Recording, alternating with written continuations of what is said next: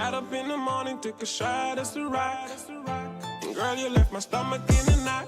Took my lighter and you burned the bridge.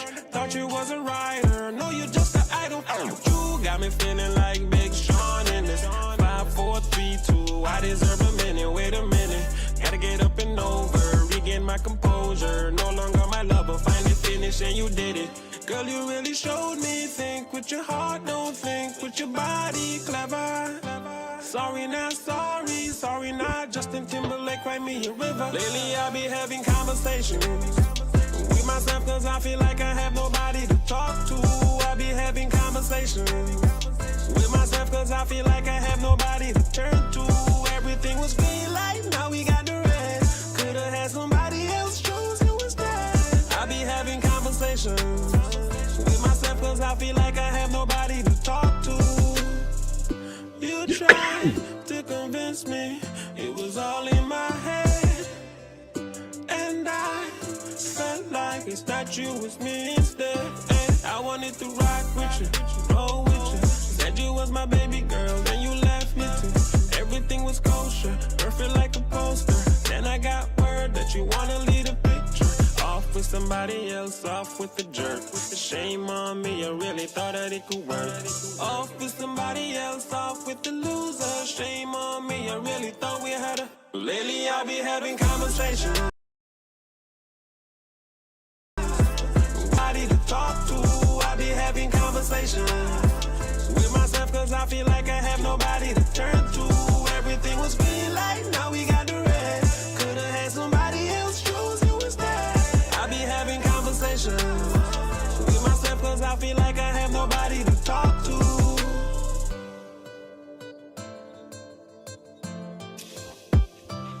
Everything was green light, now we got the red. Could've had somebody else, chose you instead.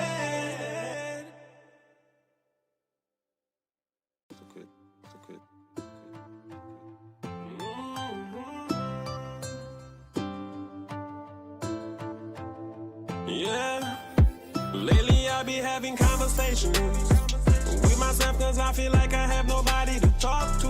I be having conversations with myself cause I feel like I have nobody to turn to. Everything was green light, now we got the red. Could've had somebody else, chose you instead. I be having conversations with myself cause I feel like I have nobody to talk to. Got up in the morning, took a shot, that's the rock. Girl, you left my stomach in a knot. Took my lighter and you burned the bridge. Thought you was a writer, no, you just an idol. You got me feeling like Big Sean in this 5, 4, 3, 2. I deserve a minute, wait a minute. Gotta get up and over, regain my composure. No longer my lover, finally finished and you did it. Girl, you really showed me, think with your heart, don't think with your body, clever. Sorry not, sorry not, Justin Timberlake, write me a river. Lately I be having conversations with myself cause I feel like I have nobody to talk to. I be having conversations with myself cause I feel like I have nobody to turn to. Everything was green light, now we got the red. Could've had somebody else, chose you instead. I be having conversations with myself cause I feel like I have nobody to talk to. You tried to convince me it was all in my head, and I felt like it's not you, it's me instead. And I wanted to rock with you, roll with you. Said you was my baby girl, then you left me too. Everything was kosher, perfect like a poster. Then I got word that you wanna lead a picture. Off with somebody else, off with the jerk. With the shame on me, I really thought that it could work. Off with somebody else, off with the loser. Shame on me, I really thought we had. Yes, global greetings. Welcome to another edition of the Topics here on Real Entertainment Network. I want to say good evening to my good folks here in Oli. Lyamiga, the indigenous name for the country is known as Nevis. Sorry, the country known as St. Kitts and Nevis, and the islands known as Nevis, Oli, and St. Kitts, Lyamiga. I want to say good evening also to my brothers and sisters throughout the entire Eastern Caribbean. Also want to say good morning, afternoon, evening, to you, depending on where you are around the globe. One of those greetings may be applicable. This evening, we are here on Real Entertainment Network. I also want to say good evening to our folks who usually log on via the social media platforms, whether it's Twitch TV, Facebook, or YouTube. And we are encouraging you this evening, all of you who log on, to take a minute, go on over to our YouTube platform, subscribe, like, click on the notification bell so that you are notified every time we're having a program here on Real Entertainment Network. This evening, we have with us the Honorable Premier of Nevis, the Honorable Mark A.G. Brantley, and he will be here with us this evening for the next 2 hours, and we are very grateful for him to be taking this time out to be on the platform with us, and also for committing to be here with us at least every 3 months, and he's living up to that promise so far, and so we definitely are happy to have him, and we're looking forward to a very engaging discussion this evening. Also, my regular host, Banky Shabazz King, he is with us this evening, and at this point I'm going to give him an opportunity to introduce himself, and then we give our guest an opportunity to introduce himself, and then we get into our programming for this evening. So, Banky, greetings. Yes, greetings, Jason, and greetings to the listening and viewing audience. Greatly appreciate you guys tuning in on another Tuesday evening of the Topics and choosing Real Entertainment Network, this media house. You could be choosing to listen to any other media house, but you choose to listen to Real Entertainment. So it shows that you have that interest on the topics that we tend to have and so forth. So just let me say good evening to you guys and whoever you're at around the world, whichever is a afternoon. Thanks again. Greatly appreciate you guys tuning in with us. And this evening, we have our special guest. This evening, as promised by the Premier, he'll committed to come on this show, the Topics, every 3 months. And he's a man of his words. So I say, boy, how you get, we're going on between the Premier, you keep getting this man on your show. You sure the man will come? I said, the man is a man of his word. If he say he's going to come, he's going to come. And again, the Premier is here. So definitely looking forward for the reasoning this evening. So without any further ado, Premier, thanks again for coming onto the show and standing with your word, not coming from me per se, but to the people of Nevis especially, and further extended to the people of St. Kitts and Nevis in the Federation to answer any question they have to and what's going on within the Federation of St. Kitts and Nevis at this present time. Okay, well, can you hear me okay? Yes. Yes? Okay, well, thank you both very much. And Banky, I must say thank you to you especially because you've kept me informed and updated, and I would want to apologize to you both and to the audience because we should have done this, I think, a week ago, and I ended up having a conflict, and you were kind enough to reschedule. So I feel that this is what our country should be, an opportunity for us to have dialogue and to engage with each other. I keep saying, because as you know, I host my own show on Wednesdays, and I keep saying that we will not always agree. But it is important that we are able to speak to each other and to speak to each other in a respectful way. Because I think sometimes we get so disrespectful, we engage in just utter disrespect to each other that it really drowns out any opportunity for meaningful debate and discussion. And you may not agree with me, you may not agree with my philosophies, you may not agree with my politics, but you can learn something from me if you're prepared to listen. And equally, I may not agree with you. I may not agree with everything you believe, but I can learn something from you if I'm prepared to listen.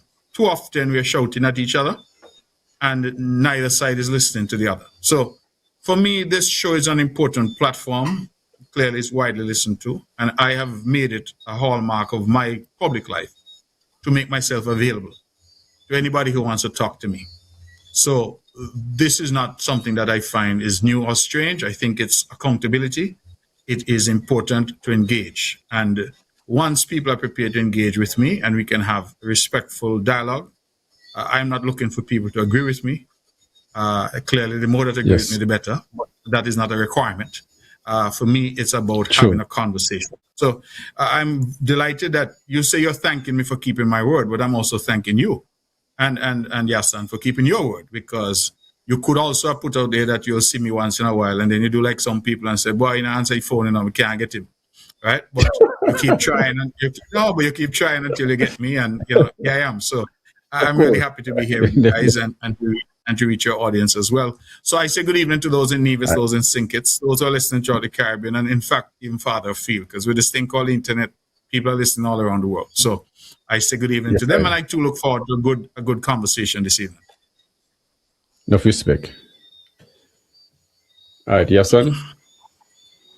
Yes, and it's always a pleasure, being in the presence of the Premier. We have not done so. I still have not met up with you since I'm here physically, but he used to be. I used to be his technical guy some years ago when I used to be on Bang Radio, and so we spent a lot of time together. And as he mentioned, even then we would always used to have our little differences, especially when it comes to the cannabis issue. We'd have our differences and issues back then, and it continues. And so I always look forward to that engagement.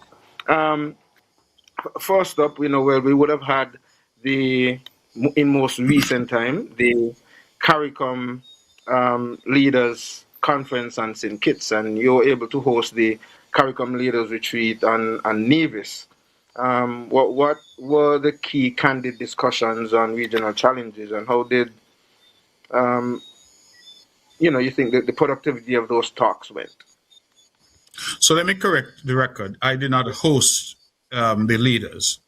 I was merely asked to welcome them to Nevis. So I was not invited to the meeting. Ordinarily, when there's a leaders retreat, there's only the leaders who go to that meeting. So I was not part of any meetings. I was not part of any discussions whatsoever. So I would have been invited to attend the opening ceremony, which was at the Marriott Dome. I attended that.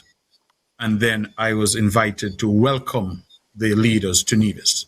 So my role was purely ceremonial, just to welcome them to Nevis. And they then went off to a private place where they had their private meetings. So I was not privy to those discussions, Yasan, so I can't help you in terms of what the discussions were. I have seen a statement that they issued. CARICOM statements, like many of these statements from these summits, tend to be very sanitized. So I don't know what the intricacies of the discussion may be. I don't know what issues would have, been top of mind for those discussions, because I was not party to them.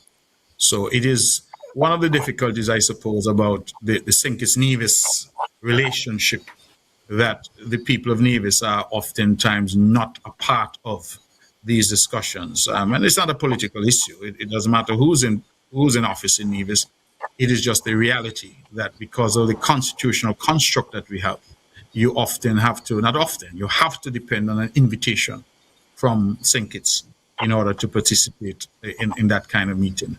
So let me make a clear distinction that for the Leaders Summit, only the leaders, because even when I was foreign minister, ordinarily only the leaders go to the Leaders Summit, right? That is a special session for them. But other meetings would ordinarily be a delegation. So each country would have their delegation, normally comprised of the prime minister and the foreign minister, and then others, whoever they pick for the team, would be part of those discussions. So you would have realized, for example, that there was a discussion with Secretary of State Marco Rubio. If you saw the photos, so that you will see they had a whole team in that meeting. So that is how that normally works. So I wish I was in a position to enlighten you more in terms of what was discussed, but I was not part of the discussion. But in that aspect, didn't the Trinidad Prime Minister, one of them, invited Tobago? So yeah, on the Nevis end, yeah. So go ahead. Sorry, Banky, go ahead. Yes, on the Nevis end, the Nevis itself is a government within a government, except for the security aspect of it and education. You, as the Premier of Nevis, and as the 50th anniversary held by the host, our Prime Minister, and you as the Premier, even though, so this is a choice because you could have still been invited. I'm not sure when it comes to discussions that sitting, how that really worked, and over the years with Mr. Vance Amry and Parry, how was this? Because this is nothing new. I'm not sure if they themselves attended. If you have any information where Vance Amry attended the CARICOM meeting over the years, or Mr. Parry and so on. Because this really, in a sense, does not look sit fine with me as a part of a division. Just you're going as a guest at the opening, but when discussion are because the Prime Minister cannot speak on behalf of Nivision because he don't even come over to Nevis. So how you as the sitting Premier feel about that? Is this normal or this is a choice by the Prime Minister himself? So first of all, let me go back to the Tobago situation. That was historical because it's the first time I'm advised in all those years that a Tobagonian leader was in part of the delegation. In fact, I was privileged to meet with what they refer to as a chief secretary. I suppose we would say Premier, they say chief secretary. I was privileged to meet with him because they're quite interested to know how the Sinkis-Nevis relationship works. So a good meeting with him and his delegation, but he was indicating as the first time that a Tobagonian member of parliament was made a party to that delegation. So they were creating history by coming to the 50th. I think we missed an opportunity. So to try and answer your question, there is no requirement constitutionally that the Prime Minister includes the Premier in his delegation. There is just no requirement.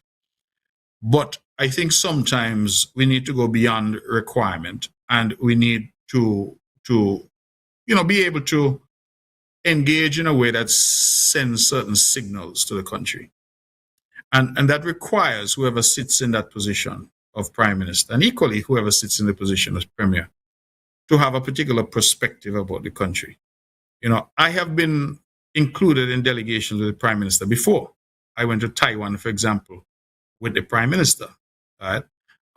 We had gone to England. He included me in a delegation, I think, when was it King Charles was being enthroned in England. So there have been opportunities in the past, and you just figure that on an occasion like this, which is really an historic occasion in terms of the 50th anniversary, there was an opportunity, even though you don't have to do it.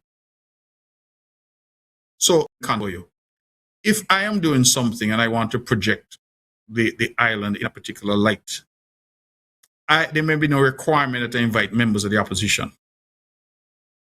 But doing so sends a message that on this particular issue or occasion, this is Nevis and everybody is included. Because when you exclude, in excluding Nevis, you exclude 1/3 of the country.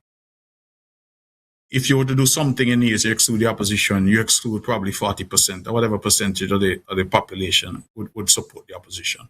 So I just think sometimes the optics of things, there's a difference sometimes between what is legally required and what perhaps one ought to do if one wants to project a particular view of the country. Particularly, as I said, that we had, it was here. If this was a meeting in Jamaica or something, one could have said, well, the cost and the expense and all that. But the fact that it was here in Sinkis-Nevis, I thought an opportunity was missed. Now, I don't say that because I have any particular regrets about not attending. I mean, clearly I would have attended many of these meetings in my time. But I just think that when we look at the country, and if you take Mark Brantley and Terence Drew out of the mix, no, you just look at the country. It's important, I think, that we project that we are indeed one country. And sometimes we don't do that. And I think we don't do that to our detriment. Yeah, but Premier, yes, consider the closeness and the good relationship you and the Prime Minister have, and he as the chair and hosting such and delegation. He wouldn't say, "Boy, my virgin, I know this ain't usual, but I'm gonna have to invite you over because we got to make this thing very, camaraderie in a sense like that." Nothing like that was uttered to you. Just an invitation for you to come over and sit in, and then when the guests come over, you not even come to the meeting hosted in Nevis, and you ain't asked nothing about that. I'm at pains to point to that the meeting in Nevis, really and truly, I should not be in that meeting. So that to me, let me take that off the table, because that is a meeting for heads, right? That is their caucus. They get together, and they discuss certain things at that level, right? I am more talking about the broader delegation for the country. So even though they have been meeting, you don't have to have a vote or whatever. You can sit in those meetings either as the Premier of Nevis. No, not of the heads. The heads is a special caucus just for them. Okay. So if you're not named Prime Minister or President, that's not for you. Yes. Yeah. So I am not I was only answering Yassan's question. Yassan was asking me what was discussed, to let him know Yes. that on that occasion, my role was purely ceremonial, just to welcome them to Nevis. The wider Yes. question now of whether or not for meetings, for example, with Marco Rubio, meetings, general meetings that would have occurred, what they call the plenary sessions in St. Kitts, whether or not there was an opportunity there to show some inclusivity. And I think the answer is yes. But for whatever reason, the government decided not to. And that's their decision. I mean, I'm not here, I'm not losing any sleep over it. I'm simply saying that there are times when the optics of situations, particularly when people are looking at, and Nevisians notice, and I'm sure people visiting also noticed that Nevis was excluded. And I'm saying there was no need to exclude Nevis, even though there was no legal requirement to include Nevis. There was no need to exclude Nevis. You could have extended that opportunity so that when people are looking at the country, they're seeing St. Kitts and Nevis, just as I think Prime Minister Kamala, Prasad Bisesar tried to do for Trinidad and Tobago. Whether you agree or you disagree, you saw Trinidad and Tobago represented because she brought the Chief Secretary of Trinidad with her. So for me, it is a point where we could learn, I think, a valuable lesson going forward, that when these opportunities present themselves, and they present themselves all the time, that it is important that those in Bastia remember that there is 1/3 of the population living across 2 miles away, and that 1/3 of the population also has representation that they've elected to lead them. As I said, whoever that representation, so to me, it's just a question of will, of willingness, not so much a question of constitutional propriety otherwise. So put differently, let me sum it up this way. The Prime Minister had every legal and constitutional authority and right to do what he did in terms of deciding who his delegation is going to be. What I am saying is that he also had the option of trying to include Nevis in a substantive way in terms of that, so that the optics of it would really present a united front and a country that is demonstrative to the world that, listen, we are one country. So basically that is the simple point, but I don't think that anything turns on it one way or the other as far as I'm concerned. I just feel that it is, again, an inflection point where we can learn from that. And I think anybody sitting in the chair in Bastia in the future, and anybody sitting in the chair in Charlestown in the future, you should be able to say, listen, there are these opportunities that present themselves for the country to project itself in a particular way. Mr. Brantley, I Yes. listen to that, right? And I hear that. But do you think that the fact that you also, as the unique scenario that you're in as well, being the minister, the opposition leader in the House, may have some effect on decisions like that? Because you would have mentioned earlier in what you were saying that you were also included in other delegations, like you mentioned the one to England, and you talk about the one to Taiwan and so on. So you also show that. But in terms of that level, do you think that maybe, hypothetically, if because you also said you could let's take out the Dr. Jew and take out you personally out of it. But hypothetically, do you think if, let's say, you were not the leader of the opposition, and that probably would have made it a little bit easier for decisions like this? I don't see why, because at the end of the day, even if I were not leader of the opposition, I would still be a member of the opposition. So to me, I'm not focused on the title. The Premier of Nevis is the person who's elected to lead the island of Nevis. So whether you're a leader of the opposition or you're a member of the opposition doesn't, to my mind, change the tenor of what I'm saying. I'm talking about the person who's Premier of the island of Nevis.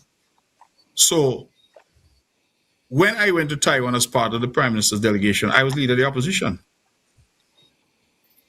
When I went to the UK, I was leader of the opposition. So the title of leader of the opposition is, to my mind, not as relevant here as a question of who leads the people of Nevis, and whether or not that person who embodies the leadership and therefore speaks for the people of Nevis, should that person even symbolically be included to demonstrate to those who are looking on that, listen, it's one country.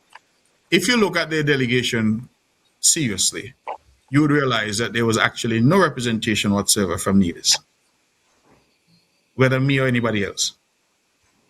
So the people of Nevis were simply not part of that process. And all I'm saying is that we lost an opportunity to demonstrate to others, especially those looking on.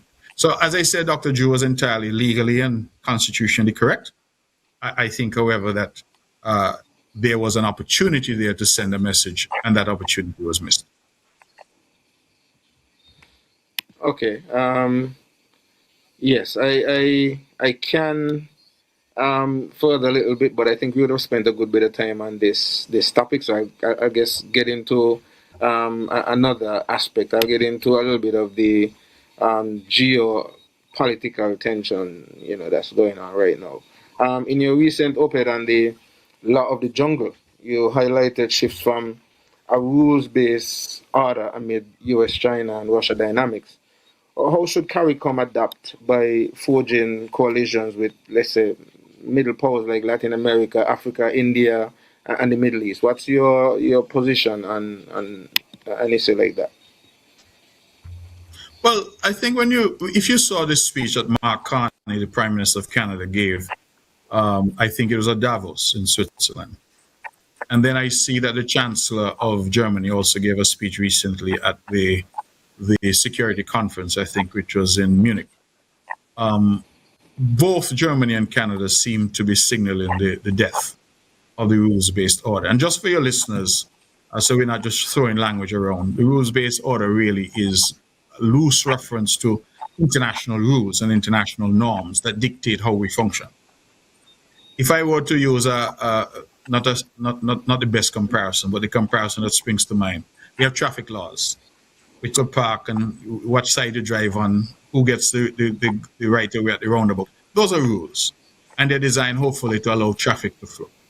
Similarly, you got trade rules, you got rules of how you engage in terms of diplomatic efforts, etc. And those rules have really existed in large measure since the Second World War.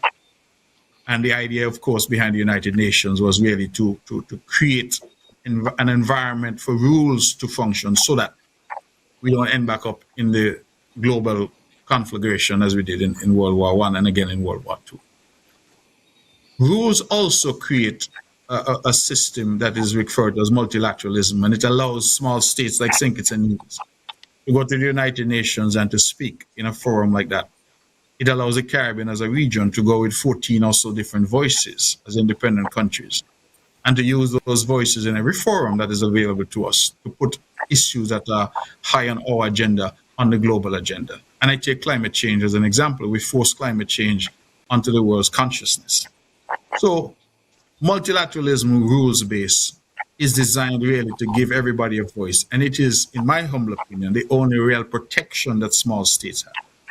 That's why the op-ed that I did, I said the law of the jungle, because we all understand the law of the jungle. We all understand that absent rules, absent a certain set of norms, the only thing that will matter is power.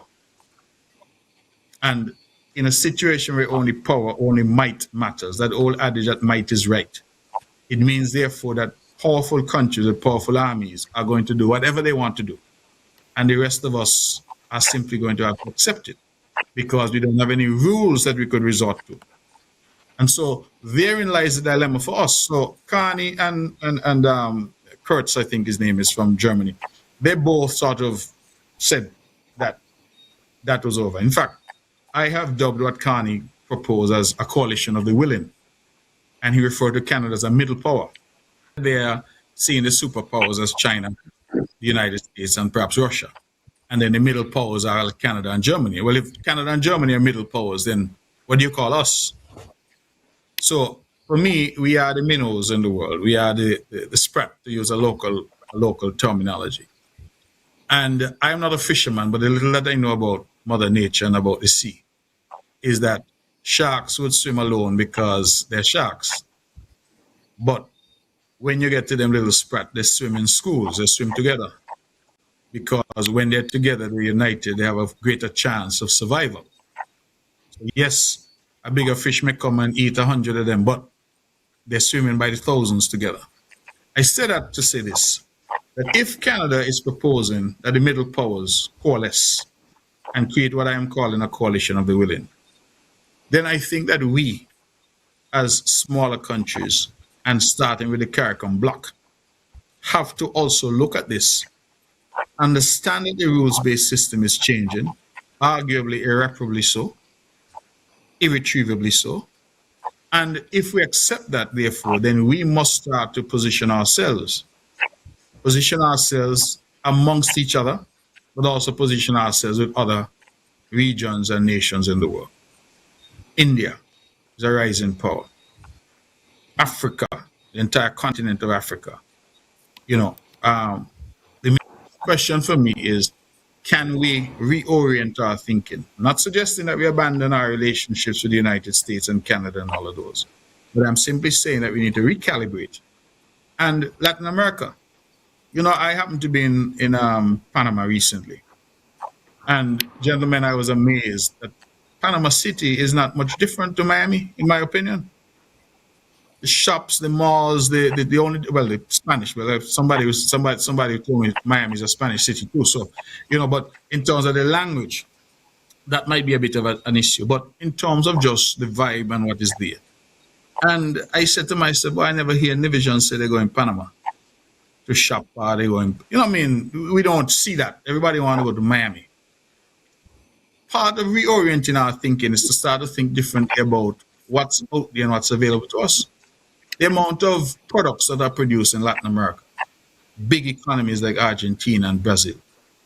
But guess what? We don't have any shipping lanes. We don't have any shipping lines. We don't have anything that's coming to us from Latin America. So even if they produce something in Brazil, it has to go all the way up to the United States and then come back down to us. These are opportunities, I feel, that, again, if we reorient what we do and how we think, we could start to create a new paradigm for ourselves. Because I think that that's important. What I'm referring to as the power of the collective. So we have the superpowers, the great powers, we have the middle powers, and I think we should be the power of the collective. We should get together and really try to mainstream that through our foreign policy, that the region is one region, we will speak with one voice, and we will also seek out partners who are what I would call non-traditional partners. Not to abandon our existing partners, I'm not suggesting that, but that we add to those existing partners with new partners. And less people out there say, well, that is nonsense. Let me remind our listeners that when I was foreign minister, I was the one who inaugurated diplomatic relations with the Kingdom of Saudi Arabia. Hitherto, nobody really bothered with the Gulf and, the Arab countries, so to speak. We didn't really have any nexus with them. And it is the Kingdom of Saudi Arabia that has stepped up to offer us some $20 million for our geothermal project. Not the United States, not Canada, not the UK, not Europe, but Saudi Arabia, what I would call a non-traditional partner. So it tells me that there is some value in exploring those opportunities and seeing how we can expand our diplomatic footprint throughout Africa and throughout other countries, Malaysia, Indonesia, all of those countries. Why not? Because only so I feel that we will continue to have some relevance and our voice will continue to have some relevance. Otherwise, even Secession does it. I just don't think it makes sense. But Mr. Brantley, if you realize what you just said, as Canada and themselves seeming to be mega, and then CARICOM as a whole, you realize even if they don't do what the bigger country like America says, they still get punished. If you look at St. Lucia and Antigua, now they are being punished because of what they've been doing with Cuba and other and stuff like that. So eventually, down the road, either way, because as you realize, CARICOM ain't just existing now. CARICOM been around for decades, and CARICOM should have been more tighter. Even the 50th anniversary held here, you can see the separation amongst the leaders and stuff like that when they train out their party politics and different stuff like that. And right now, what is happening now the pressure have crumbled up upon us. Where you, as the Premier of Nevis, the Prime Minister of Sinkit, now again have come to people. Well, you, not you, but the Prime Minister, we accepting. They have signed an MOU of non-nationals coming CARICOM members, and I'm not sure who the CARICOM members are. I'm not sure if you know, you can speak on that. And with this, did you know anything about that? This decision that the Prime Minister himself, discussion was made with you and your cabinet in Nevis? Because this is something very strange, because we don't know how much is coming, when this is going to start. So the information is even not there. So either way, we just saying on these things instead of coming to the people. Because this is what these things coming about. And either way, we will still be punished. So where would we go? Either come to our people first, be open with them, but we're going to tie with belly, because these are the implications going to come upon us. Whether the crews, and we have to start, as you say, travel other places. Why, if this is the case, why not come to people if this is still going to end up coming to this end? We're going to still get sanctioned. So did you know about this discussion when it comes to the MOU and all these things? How did this come about? Again, I was not privy to any of that. I would have heard the announcement like everybody else about this MOU. Again, just like the issue of a delegation, it is a matter for the Prime Minister. He's entirely within his constitutional authority not to discuss such a matter with me as the Premier of Nevis. But again, if a deportee lands in RLB tomorrow, lands at RLB tomorrow, that deportee can decide, man, listen, I prefer to go to CARICOM. Jump on the boat and reach CARICOM. There's nothing that the NIA or the Premier or anybody in Nevis could do to stop that from happening, because once a person's in the country, they're in the country. And I think that really is going back to the point that I'm making. That sometimes, okay, Brantley, you're married, I'm married. I'm not sure about Yasan. Yasan, you get married yet? You're shaking your head. Yeah, man, yes, I'm married. Yes, I'm married. Okay. Yes. Okay. So, I don't know if you all have ever read a rule book about marriage. I myself, I've been married for 32 years. I've never seen a rule book. They didn't give me a book to say, well, these are the laws, these are the rules that you must follow. But I think there's certain things that lend themselves to a better relationship. So, bank, if you go out and you make whatever you make in terms of a payment, and you go home and you discuss with the missus, and you say, well, listen, I make a $5,000 today, whatever, and you all discuss certain things. It leads to a better relationship in that there's no rule that says you have to do it. You understand? And I think sometimes we need to move outside what the constitutional construct may dictate and say what it is that would lead to better relations between the people of St. Kitts and Nevis. And I think dialogue is an important tool. We should never, ever forget the power of conversation. When I came on the show tonight, that was my opening, that we don't have to agree on everything, but the ability to have a conversation is important.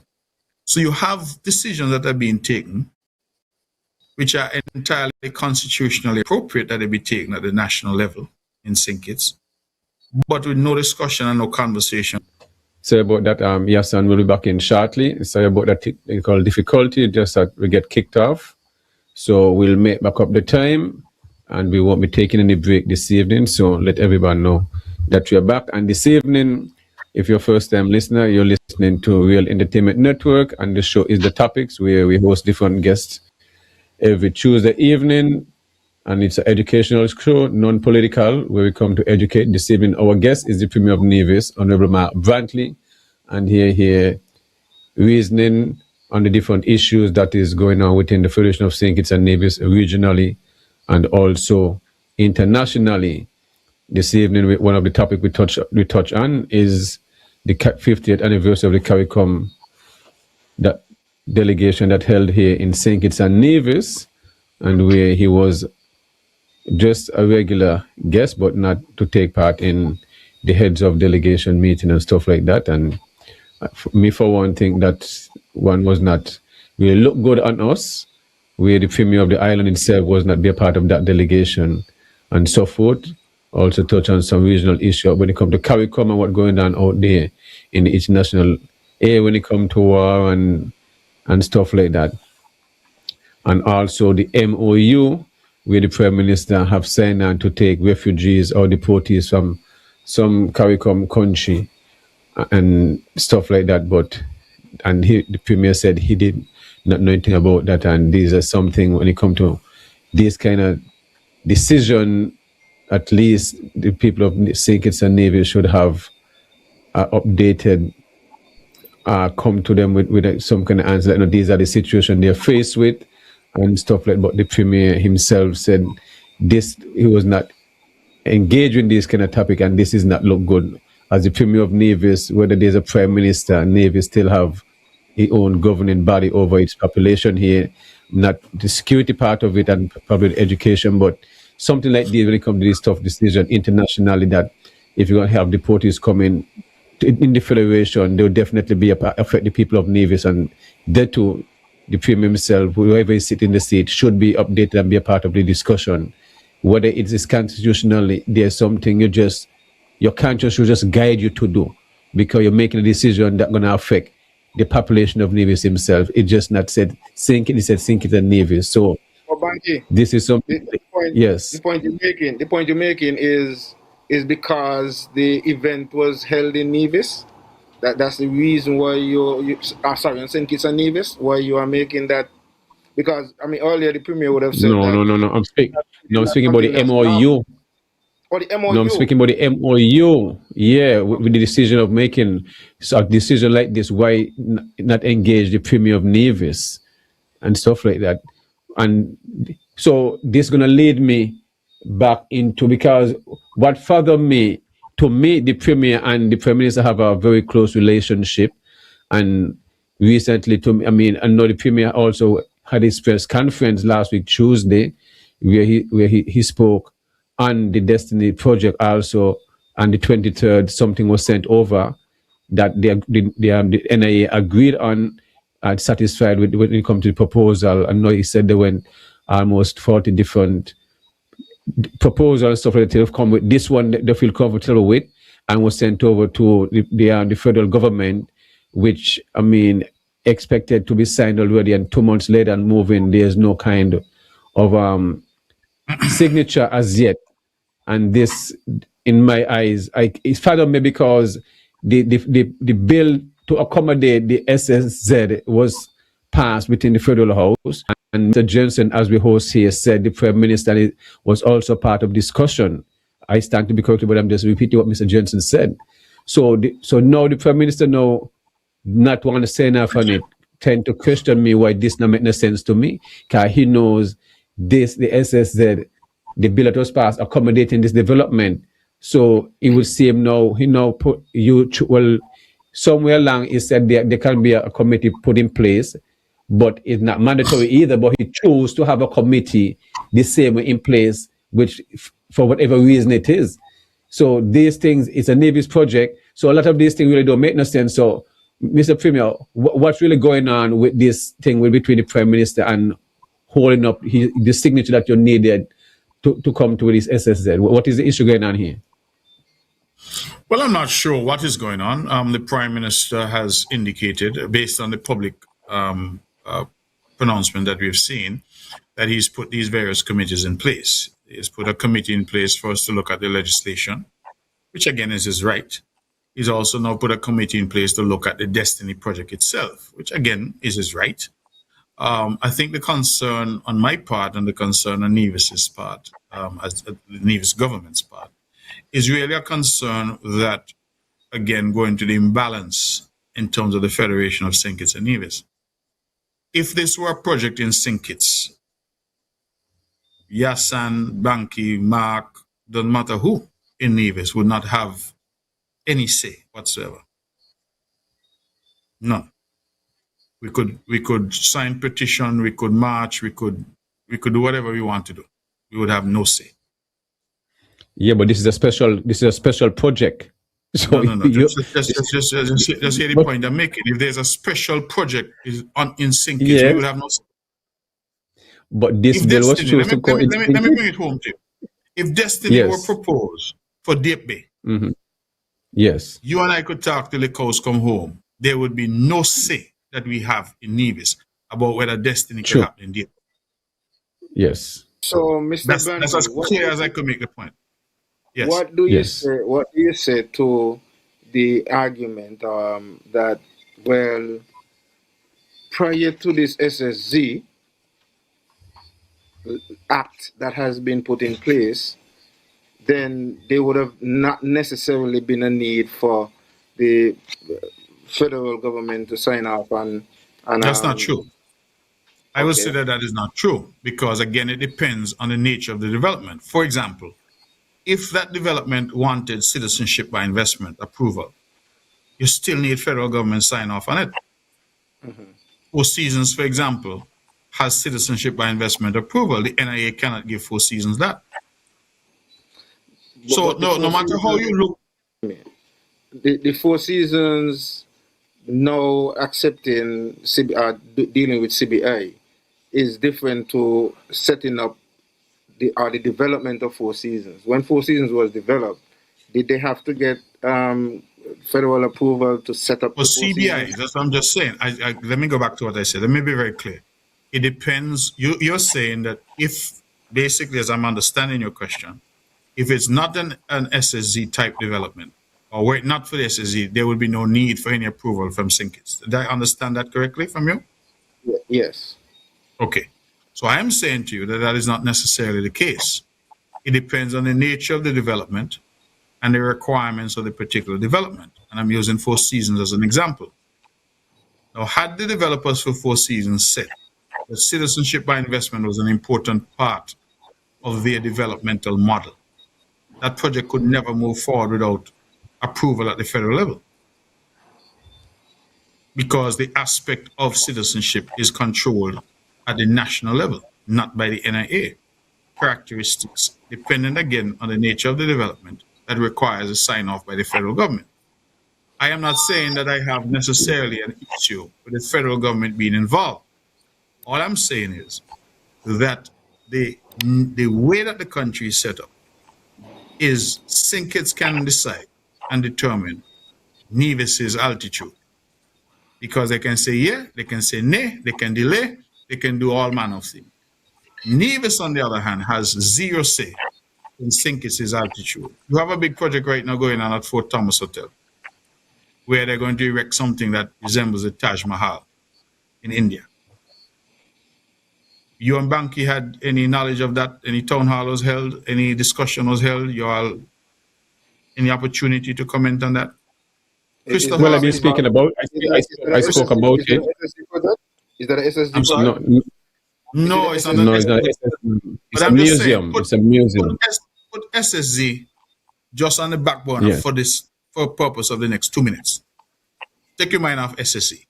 I'm making a broader point that, by and large, the development of Nevis is conditioned on people on Synkits having some element of control, because that is the nature of the constitutional construct.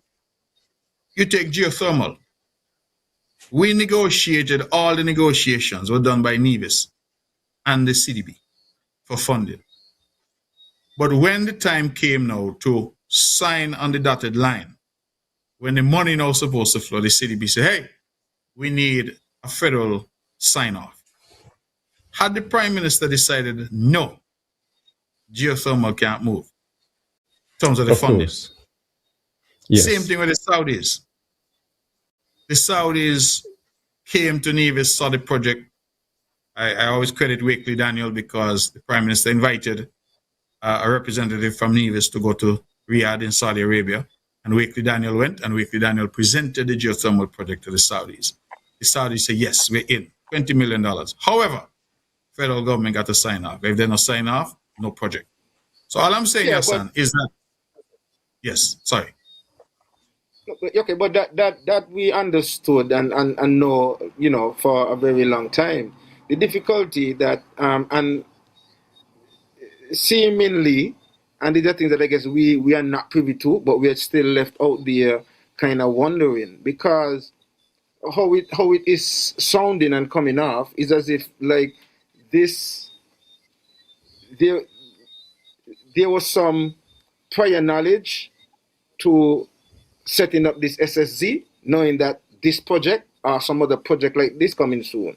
That's like the impression that I'm getting, because we know that we're accustomed to have developments, and Nevis, like we use the Four Seasons, we did not have to go through an SSZ to get a Four Seasons. We don't have to go through an SSZ to get another hotel or another, major development on Nevis. But then there was this SSZ that was from us, and I speak from a lot of the people in the public, myself as well, felt that this was rushed through the House and rushed through passing, and then just after that we start hearing, well, there is a project that is, on stream for the SSZ, and even so that is how it appears to me, as if like this thing was just set up to accommodate this. But in the setting up of it, a part of what was in the setup is that it took away that openness from Nevis to some extent. I'm using it in inverted commas, where you could have simply just go through the project without having to deal with waiting now for an answer from the Prime Minister, to setting up a structure where now it is like a mandate that this is a part of the procedure. Yes, Then, and yeah, sorry. One second also. I could recall also when you were on the program the last time, one of the things that I asked you specifically about, and it was from using your legal knowledge, was why such a act. The framers and those who put it together opted to use may instead of shall when it came to that body to look into the SSZ or look into any development and so on. And I don't remember exactly your response. I think it was like you're not sure exactly why either, that they use may instead of shall. But I recall, if I recall correctly, I did say that I too agree that it should say shall. I believe it should be a mandatory requirement. There's one amendment that I would certainly support. It's that. But to your broader point, the SSZ created a particular type of development model. It was all intended to be part and parcel of our thrust to diversify the local economy and to allow a different type of model. Take the financial services industry in Nevis. We have an IBC, we have an LLC, we have a trust, we have a foundation, we have a number of different products that is offered under that broad umbrella of financial services. So a man can come and a man say, listen, I want to set up an SSZ because of the privileges and benefits that brings. And somebody else can come and say, I don't need that. I prefer to set up something else. I wasn't so much focused on SSZ when I was making my comment. I was focused on the structure of St. Kitts and Nevis. Yes. SSZ or no SSZ. There are a number of things that Nevis simply cannot advance without Bastia saying, okay. I reference geothermal and the funding for geothermal. I reference citizenship by investment. St. Kitts can approve any project in St. Kitts for citizenship by investment. But in order for a project in Nevis to be approved, the NIA has to basically go over and say, fellas, man, sign off on this one for me in order for it to happen. So it then, to my mind, says that those who are occupying the seat of power in Bastia, and this is not a comment about Prime Minister Drew or any other Prime Minister, I'm simply making a broad statement. Those who are occupying the seat need, again, coming back to where this conversation started this evening, to be cognizant that the country comprises two islands and that the two islands must be allowed to develop. You have a situation. So the question. Wait, Yasin, let me finish the point. I had an engagement with the chamber about the airport project that is proposed for Nevis. And I was explaining the dynamics about that. And one person who is a well-established, well-recognized business person said, well, when I open an airport, what are they going to do to RLB? What's going to be the impact on RLB? Because the expectation is that the traffic at RLB will be negatively impacted by us opening an airport. And I answered the question, but I smiled to myself because I say, listen, In some quarters, that is the mentality and that is the attitude. And I don't think we should ignore it or suggest that it doesn't exist, because it does. I've heard some pundits in Sinkits, fortunately only a few, but I've heard them and the way that they're going on about this land and patrimony and whatever. And I smile to myself, because Christopher has 2,500 acres. But Gone Mr. Brantley, to one individual. And you never Mr. heard Brantley, the same I- types of sentiments being expressed. Yes, go ahead. I hear you, right? And I see that this is part of the problem that we have with St. Kitts and Nevis, and maybe that is why sometimes it is so difficult for certain things to happen, because a lot of it sometimes end up people playing partisan politics or party politics, and that plays a very critical role in a lot of what we are experiencing as a people. And at the end of the day, a lot of the times it's us, the masses, who suffer, because I listen to you talk about the, what it should be, but then let's look at the reality. We have a federal office on Nevis, and back then, when that office was set up, the kind of pushback that Nevisians, let me not say Nevisians, because I have to be careful with how we address this, because I remember you corrected yourself and said that the government, right? But from the government side, there was a lot of pushback at that point, and this speaks to sometimes the politics. Now, so there is that opportunity for the federal government to be more involved in what is going on in Nevis. There is that space. Then there are issues like, and sometimes I wonder if some of these things are not just a lot of talk, because, for example, you spoke about the opportunities to be more transparent to Nevisians and between St. Kitts and Nevis. But then let's look at the fair share issue. Here is an opportunity where, we have this debate, and this was something that you pushed within. Yes, son. No, I'm just using it as an example. I'm not trying to shift the topic. I'm just looking at it and putting it into context as to how. So here is it that the World Bank would have done this research on the fair share. It would have been presented to you, and then it would have been presented to. You would have sent it back to the Prime Minister. And here No. Yeah, son, it's important that as a radio host, sorry. you have to inform the public and be accurate about what you say. The Prime Minister got it, held it for a certain time, then it was sent to you and your cabinet. You and your cabinet looked at it, and then you sent it back to the Prime Minister. You said, let me not say send it back. When questioned about giving information in relation to what was said in the fair share, your response was you didn't ask for a research to be done, and so you give the Prime Minister the opportunity to do that. At the end of the day, here we are almost a year after, and the people still have not seen what that agreement is, and we still don't know what is totally the situation.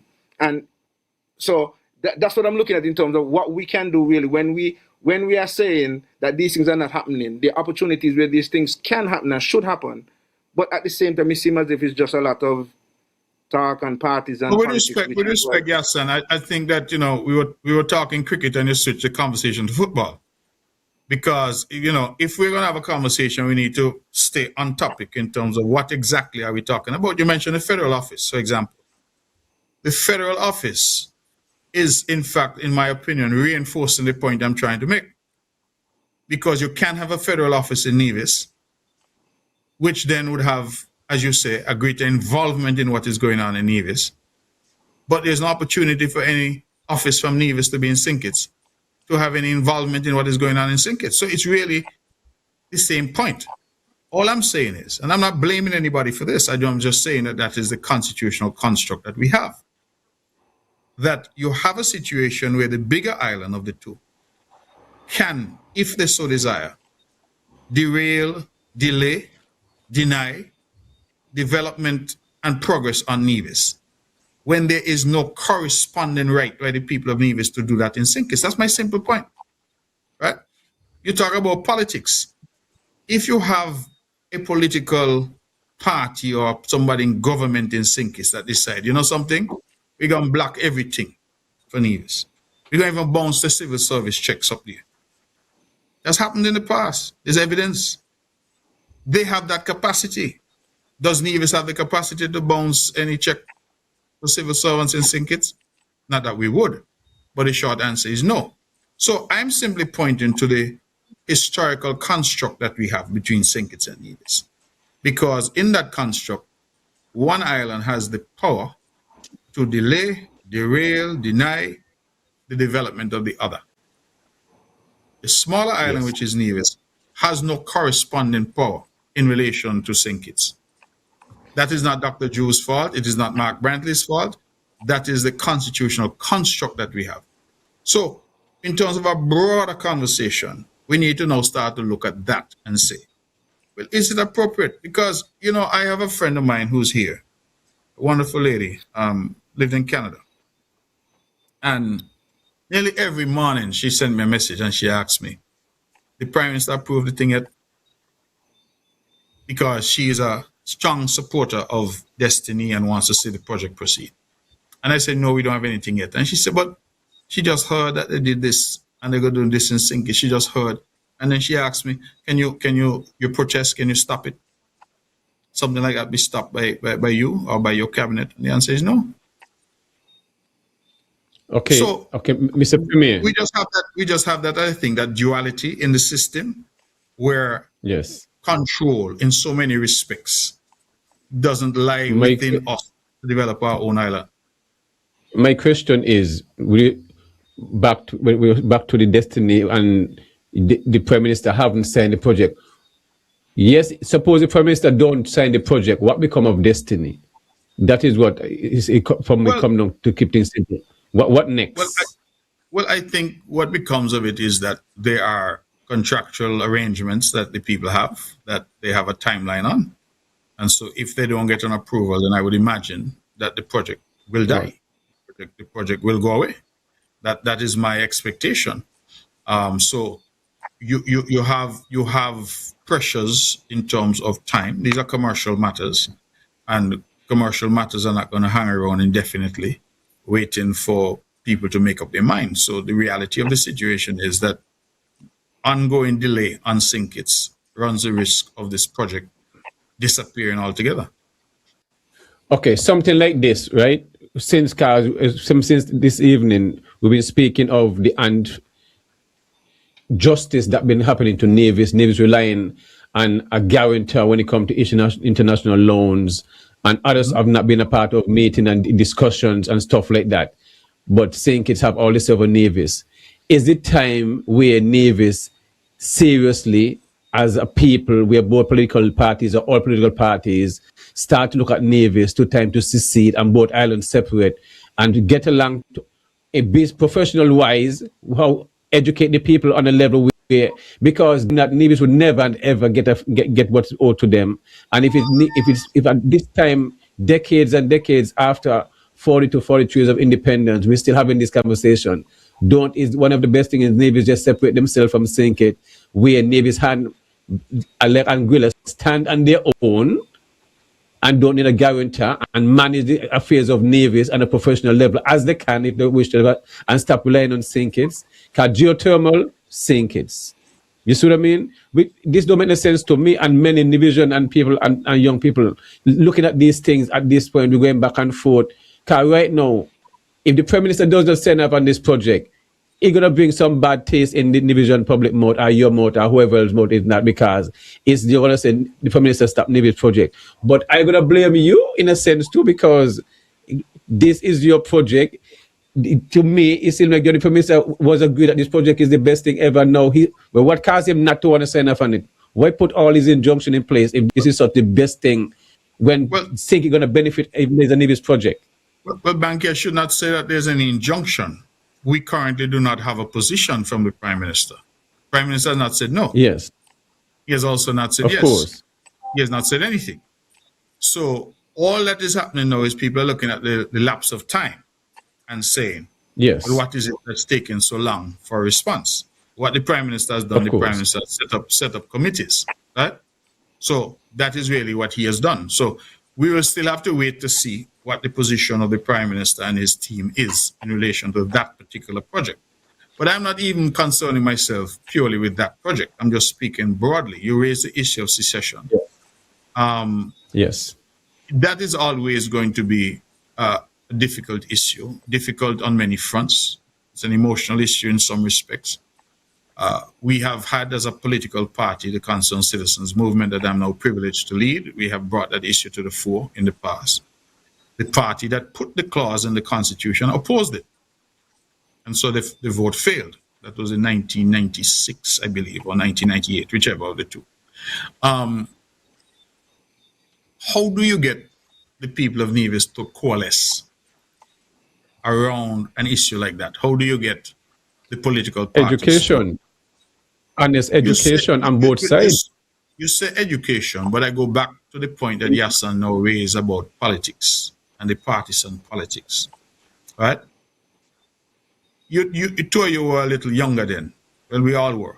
But if you can recall, when the secession bill came to the Nevis Island Assembly, as is required, the NRP parliamentarians in the assembly voted yes, And then they came out and they go on and campaign against it. The vote failed in one place and one place only. And the vote failed in St. Thomas. In this time now, in 30 years later, it's going to be the same thing again. That's what, because we can't keep back and not try to move forward. Yeah, no, I'm just saying that 30 years later, let's ask ourselves that question and be honest with each other. As the politics in Nevis progressed 30 years later to a point where on big issues you could have reasoned conversation, is that what you're getting from the politics in Nevis at this point? Are you getting a bunch of rah-rah and noise and cussing and calling names and that kind of thing? Hold the point there for me. Hold the point. They have a call. Hold the point. Caller, go ahead. Yeah, go ahead. Good evening. Thanks for calling. Go ahead. Good evening. Yes. Yeah, I thought I'd point something out. The good Premier there said that the Prime Minister has not said yes, he has not said no, he has not said anything. I beg to differ.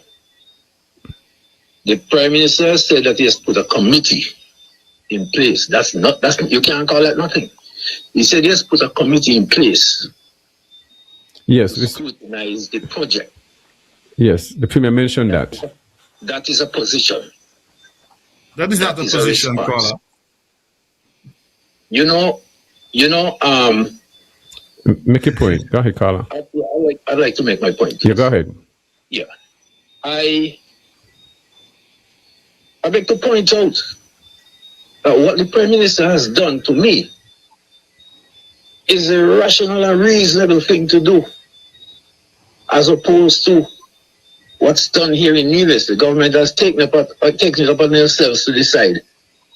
And they have decided that they're comfortable with a project. Up to this point, it's still a big secret. Nobody knows what is in that agreement. It has not been made public. It has not been made. The people don't have it. They can't make a decision on it. They can't have a say on it. Apparently, the government don't even think that anybody in Nevis is intelligent enough. 10 seconds, caller. Because there was an option for them to put a committee in place, and it was not done.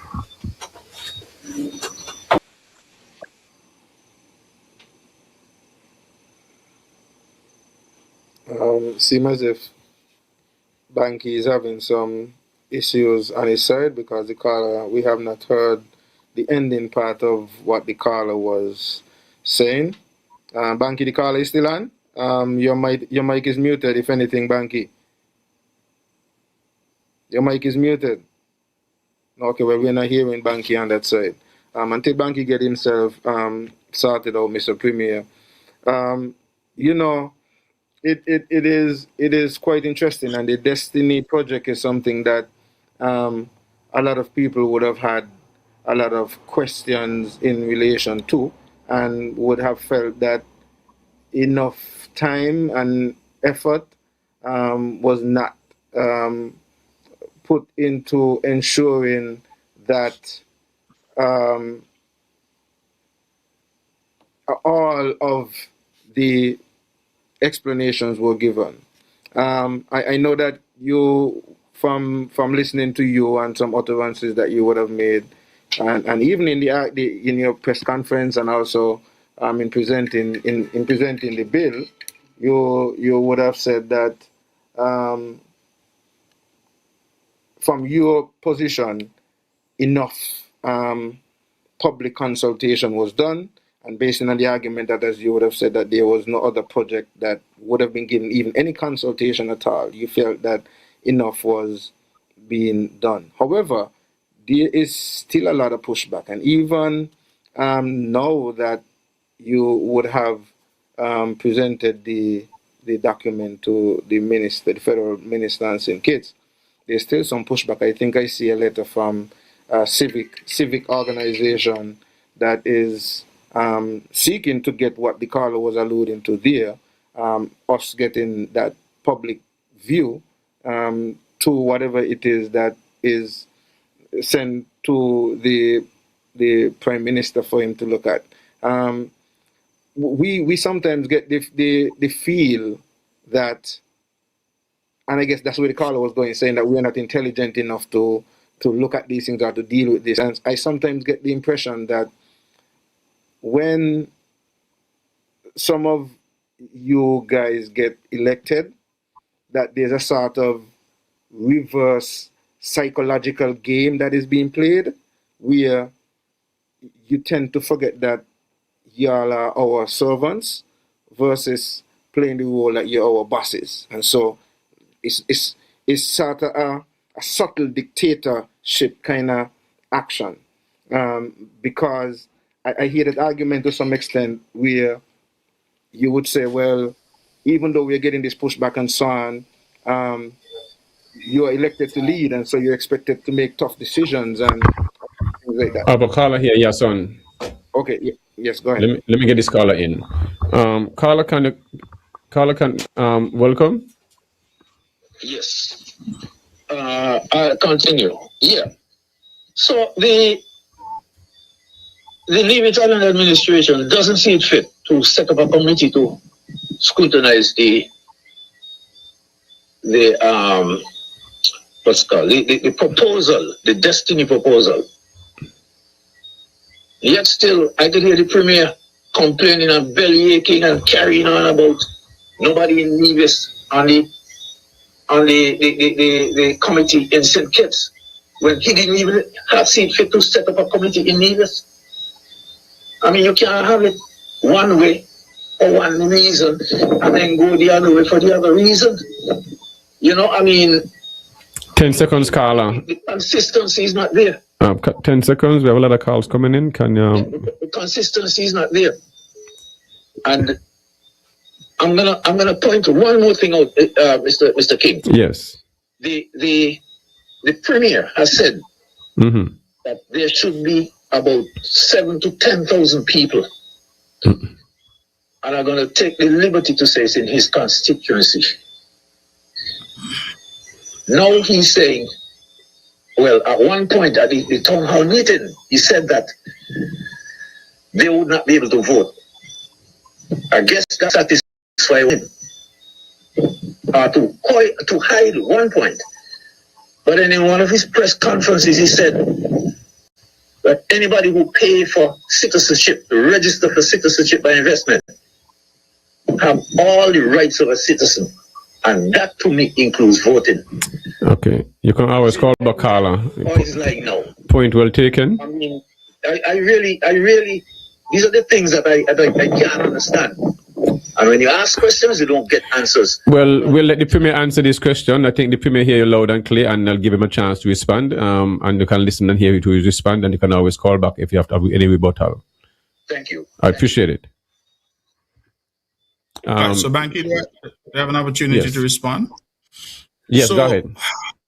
Banky, I think that we're in an environment now where people listen to what they want to listen to, and they hear what they want to hear. And if you're saying something that does not accord with what they believe, they just dismiss it. Now, that call is talking about people in my constituency. I'm not quite sure where that is coming from, because the land that is being discussed stretches from St. George into St. John's. So it is not, last I know, I run in St. John's, not in St. George. So the land spans both constituencies. However, we have made it quite clear, and that is part of the discussion that we've had, that these persons who are coming in and are proposing to live in a special zone, that because they opt to live in that special zone, they will not have the right to vote. That has been disclosed by us on multiple occasions. That is the discussion and the negotiation that we have held. So whether they live in St. John's or they live in St. George or they live in St. Thomas's, it really is of no moment. What is the relevance of saying they live in my constituency, which is not true, that they will live in my constituency, because I said the land stretches into St. George as well. But what is the relevance of that? I have been... Question, Premier, is these people will be able to vote? I have said that, but I've said that repeatedly, Banky. That's what I'm saying. People hear what they want to hear, and they dismiss what perhaps doesn't suit their narrative. Right? For those who listen and don't know what you're saying, is the answer yes or no? For those who don't know what the answer was. The answer categorically is that based on our negotiations, those individuals will not be permitted to vote. Negotiation? So you can. So is there a special negotiation for citizens not be able to vote? For those listening, let me finish my sentence. Yeah, those persons will not be able to vote because those persons will be living in a special enclave with special rules applicable to them. We have said to them, you can't have 1 foot inside and 1 foot outside. That has been said numerous times. Yet people come with a red herring over and over and over because, as I said, it's either they're not listening or what they're hearing doesn't fit the narrative that they're trying to project. Right? Now the gentleman made heavy weight of the fact that I have not set up a committee. The legislation says that you may, going back to, I think Yassan made the point, you may set up a committee. You may set up a committee to review a proposal, and you may set up a committee to deal with the implementation stage. So it gives you the option. 1, whether you set up a committee or not. And then 2, do you set up a committee to deal with a review, or do you set up a committee to deal with the implementation, to oversee the implementation? We have already signaled that we will set up the committee to deal with the implementation phase. That was our decision. In fact, we went ahead and we wrote to the opposition, parliamentary opposition, asking them to nominate somebody to that committee. They responded, and I thought there was merit in their response. So we put hold on that for the moment. But that is, again, the option that we have. Now, Yassan, I want to just address you for a moment because you went on at length about taking people and maybe thinking people are foolish and all that kind of thing. And, you know, I smiled and I heard those comments because I put those on them kind of comments there to my mind shouldn't enter debates at this level. The reason I say that is because we live in a democracy. And if on any issue that comes before government, we have to do what some are suggesting that we do. Go and have referendum, go and talk and talk and talk for 6 months, 8 months, 10. How much consultation is enough consultation? The reality of it, Yassan, is some people just don't want the project. They don't agree with it. And you could consult for 5 years. It's not going to change their minds. So what should a government do? And if a government which is elected to lead were to take decisions, people turn around and say, wait, let me finish. I didn't interrupt you. Right? If a government that is elected to take decisions takes a decision, then we have language about dictatorship and this kind of language. But that is what governments are elected to do. They're elected to take decisions. And I am telling you, I'm going to use two examples by way of reference. When Four Seasons was coming to Nevis, people were opposed to it.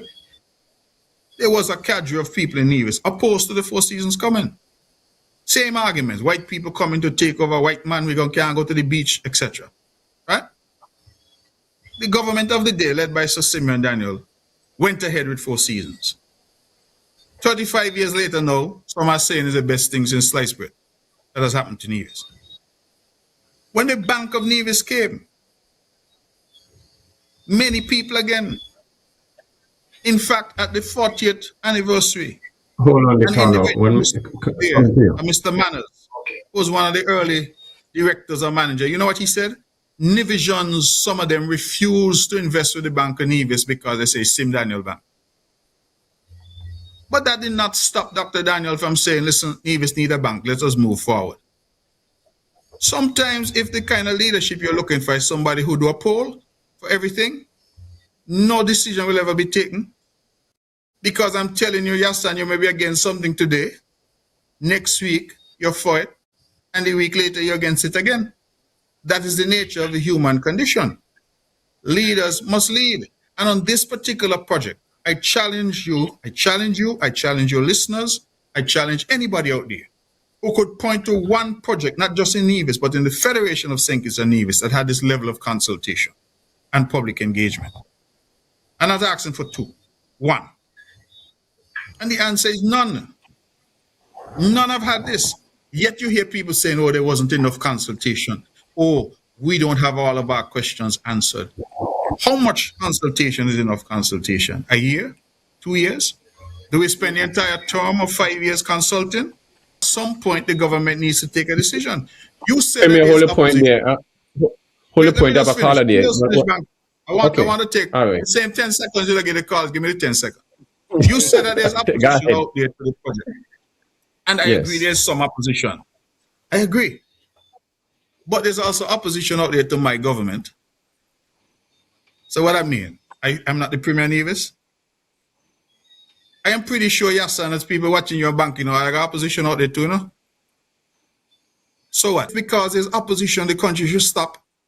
Decision should not be made because there's opposition. There's always opposition. People are opposed to Jesus.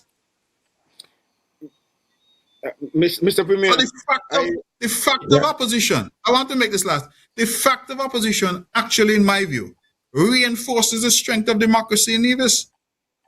But it doesn't say that the government loses its right to take decisions. At the end of the day, if the government takes a decision that people don't agree with, there's something called an election and a ballot box. And that's where differences are resolved in a democracy. So I am sometimes a little perplexed when people are making noise about and saying, oh, you take decision, you don't consulting or something like that. Which project has had more consultation than this project in the history of this country? I challenge you or any other caller to call in and let us know that. All right, let me take this caller here, Yassan. Yes. Let me take this caller before we make any comment, and then we'll get into some of the comments on them. Caller? After the caller. Hello? Yes, go ahead. You're on. Good evening. This is Livingstone Williams, a.k.a. Stoneman. Mr. Premier, I would like to ask you a question. How much land do these people have already? How much land they have already? You want to answer that? Yes. Yes. Is that the question? I really don't know. I don't know. I was told that they were targeting about 2,400 acres. And the last I was told that they were about, I think, 65% or 70% in that region.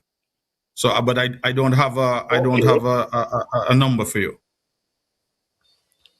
Okay, and the agreement you signed, was that for the 65% or for the 2,400 acres? Well, a zone can only be established on land that the developer owns or has access to. So it cannot be established on land that the developer does not own or does not have access to, caller. So if the developer does not have access to, let me put it differently. If the developer only has access to 1,500 acres of land, then you could only declare a zone over that 1,500 acres. Yes, but the question I asked the agreement you sent over, was that for the full amount or for what they have right now? It could not be for land that they do not own or have access to, so it can't be for the 2,400 acres. Well, I think you and Spencer Brand better get your figures right, because I just was speaking to him on Von Radio, and he says that it was for the full amount. Because I asked him, what about the road? Because I don't see, in their rendition, I see no sign of the Bay Road as it stands now. Yes. So what is going to happen to the road for people who decide not to sell? But Mr. Williams, it is a cardinal principle of law that land must have access. Caller, you still on? Or you want to listen after here? I don't think, Mr. Williams, that there's a matter that should delay you or concern you overly about access, because access is guaranteed by law. Land cannot be landlocked. Any other question, caller? True, but Huh? how is it their rendition is not showing the access? Well, I can't speak to their rendition, but I'm happy you use that word, rendition, because that is what it is. It is a depiction of what the project will look like, and clearly they're based on the project and what the project will look like on the anticipation that they will be able to acquire the lands that they need for the project. If at the end of the day they do not acquire those lands, then obviously the project will have to be reimagined to fit the land that they have. So I think that if you start out on a basis, Mr. Williams, that you're trying to acquire 500 acres and this is how you're going to use the 500 acres, then you do a rendition based on that. If, as it turns out, you only get 200, then clearly you have to reimagine your project on the land that you have. Okay, caller, you want to wrap it up? Okay. Now, I heard you flip-flop on this being able to vote. So I assume you're going to flip-flop on when it comes to buying lands, because you said at first they can't vote, they can't buy land. And then I heard you say since then they have all the same privileges as a citizen. So which is it? Thank you, caller. Yeah, Mr. Williams, appreciate it. Again, Mr. Williams, it's important to listen and to listen with a view to trying to appreciate what is being said. Because I have been very clear throughout that these individuals who come in and opt to live in a special zone, the words special and zone are important. They opt to live in a special zone. Then we are saying to them, if you opt to live in that special zone, you get special rights and privileges. For example, they don't have any taxes that apply in that zone. Therefore, you do not qualify for residency purposes for voting. We have said that. We require an amendment to the voting law in relation to that, but that is the position that has been agreed to. So I'm not sure why this red herring about voting keeps coming up, because the answer has been provided over and over. When I spoke about individuals as citizens having rights, absolutely. Citizens have the same rights. All citizens have the same rights. But what we're doing is we're carving out something and saying, if you're a citizen who decides to live in a special zone with special privileges that attach to you because you're living in that special zone, then you forfeit your right to vote. Living in that zone will not qualify you for residency purposes. Equally, if you're a citizen right now of St. Kitts and Nevis, but living in the United States, you may not be able to vote if you're not qualified to be registered in a constituency. That's how the law is currently structured. It's not just because I live in England and I have a St. Kitts and Nevis passport, so election cards, so let me go home and vote. That's not the way it works. You have to be registered in a constituency. So that is the nature of things, scholar. You have citizens who are in prison and they don't have the right to vote because they happen to be incarcerated. So it is not unusual that you may have a special rule applicable to a citizen in a particular circumstance or situation. And in this situation, these are people who choose to live in a special zone. They're not in Craddock Road or Jessup. They say they want to be over on the South Coast in a special zone. We tell them, okay, well, if you want to be over there, that's good for you, but you won't have the right to vote. Now, what is so difficult about that to understand? Unless, as I said, people just figure it don't serve their narrative, and so they just ignore it. So I'm not either flip or flopping. I'm too old now to flip and flop. I am just giving you the situation as it is, and as I've explained over and over and over. Yes, on comments. We're getting some of the comments. And then we're back to the phone calls. Some of the comments on the YouTube. We have a lot of comments coming in from... Okay, so we got Bobby Jones saying good evening to all. Please let us know when the lines are open up. Okay, all right. They already open up, Bobby Jones. You got to try to get in on the 662-7196.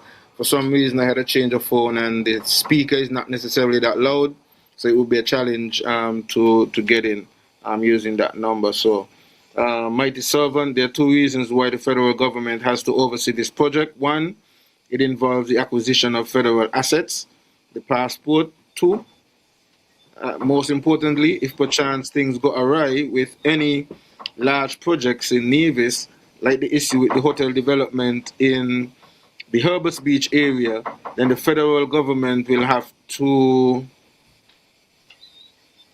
the load, deal with the load, which is unfair, not for the federal government of St. Kitts and Nevis, but making the St. Kitts side pay for the Nevis mistakes. But will Nevis pay its mistake and the same way? Yes, and stick a point there. When the government of the day in St. Kitts removed the place of origin from our St. Kitts Nevis passport, and Mr. Mogadam went to Canada, and that resulted in St. Kitts Nevis nationals requiring a visa to go to Canada, a revocation by Canada of our visa-free access. Did the people of Nevis have anything to do with that decision? Did we, wait, and I finish it. But did we equally pay the price of having no to travel? So what is this? What is this commentator that you're reading there really saying? Because we have had multiple situations in this country where the people of Nevis have paid a price for actions taken in St. Kitts that we have no control and no say in. That is the way that the country functions. So it's almost as if yes. You see, and this is why I say for me sometimes a lot of these things are just like political talk, because at the end of the day, like, okay, the reality is, I heard Banky and I guess you spoke about secession and looked at the secession issue and why it might be a challenge and so on. Secession is one option. The other option, I think, which was never really put on the table, is the fact that maybe St. Kitts should have an island government, like Nevis has a local government, and then there's the federal government. I think the issue is because of how, again, the politics is and how our government has been structured, that there's a federal government that looks after, or should be looking after, the things of St. Kitts and Nevis, and they're responsible for some specific areas, but Nevis has autonomy in a lot of different areas based on how it is structured.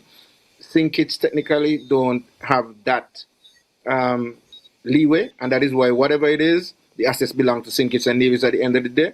So I hear that argument. But on the other hand, we say it's a constitutional issue, but we have legal minds like yourself and many others who are on St. Kitts and so on, who have not necessarily made, I think, from my vantage point, the effort to make the necessary constitutional amendments to make these things a reality. So sometimes at the end of the day, I mean, I see it, I chalk it up as just a lot of talks when it's convenient, when some of these issues, knowing that some of these are emotional issues.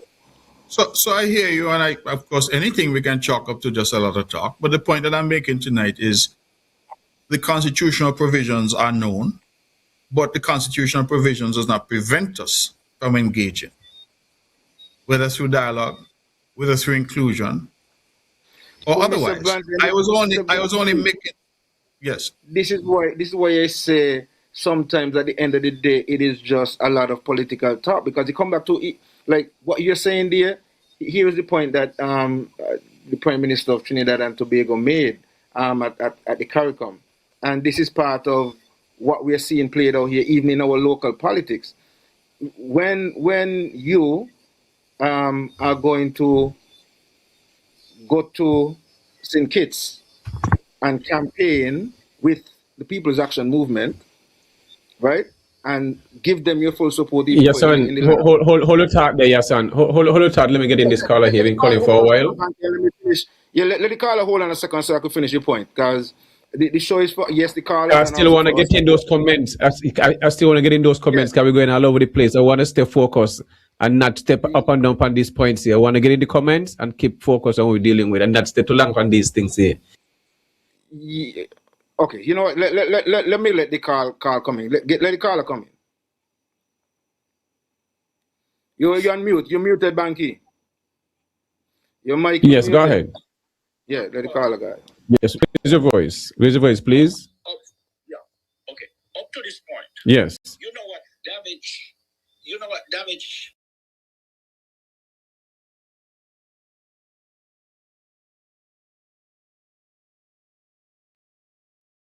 I'm not hearing anything. A CBI situation with the passport. Okay? That is what damaged this thing, you know. The thing is, I actually against this project. But the damaging is not really Mark. Is Jensen. Jensen is the one who damaged this thing, because from the moment he opened his mouth, it's not like it was Mark who opened his mouth first about this is like a CBI project or it's a CBI project. And the CBI run to the federal government. That's why he had to send that thing down for the Prime Minister to sign. And the Prime Minister see the blowback, heard the blowback, and really and truly, I don't think he want to have anything to do with it, because he will suffer consequences. That's why he appointed this committee. That is my view. Okay, thank you. On the other hand, Johnson went ahead and spoke. And who gave him that autonomy, that authority to speak? Mark should have been the one to make that commentary. And then on the other hand, it is very conflicting that if these people cannot vote because they are committed to the special zone and they are citizens, that does sound logic. That does sound right. Citizen. So there are some damages, and there need to be damage control. On the other hand, I'm going to jump to Carla, can you be concise? Can we have a lot of calls coming in 10 seconds, please? Yeah. Now, the thing is, I made this comment last night. Yes. Sure. Now, here is that they have the project. Did Jensen came in with money in his briefcase or in his pocket to complete this, or he will be dependent on shareholders? Yeah, but he answered the question already, Carla. Mr. Jensen answer was on the show, and he said the project is a CBI project. That question was answered already by Mr. Jensen. Well, okay. And I am saying he didn't come in with no money. Yeah, but he answered. But he answered the question already. He said it's a CBI project. That's it. Well, that is the whole damaging part. And I'm telling you, State Nevis federal government don't want to have a thing to do with that. Okay. So everybody's dodging bullets. All right, you can always call back. What are you? All right, thank you. Okay. Mr. Premier, Yes. you mentioned earlier, right, that those in this zone will not be able. So, did any amendment need to be made to the Constitution? You all put a clause in it. How does that work? An amendment need to be made to what? I didn't To get be the question. made within the Constitution. No. You all have a clause. I'm not just asking. How that work? Remember, the electoral law, the National Assembly Elections Act, Yes. is what sets out the Okay. requirements. So that's not the Constitution. So the amendment that will need to be Okay. made would be made of the National Assembly Elections Act. Okay. All right. Thanks for the Yeah. correction. Appreciate that. Right. All right. Yason?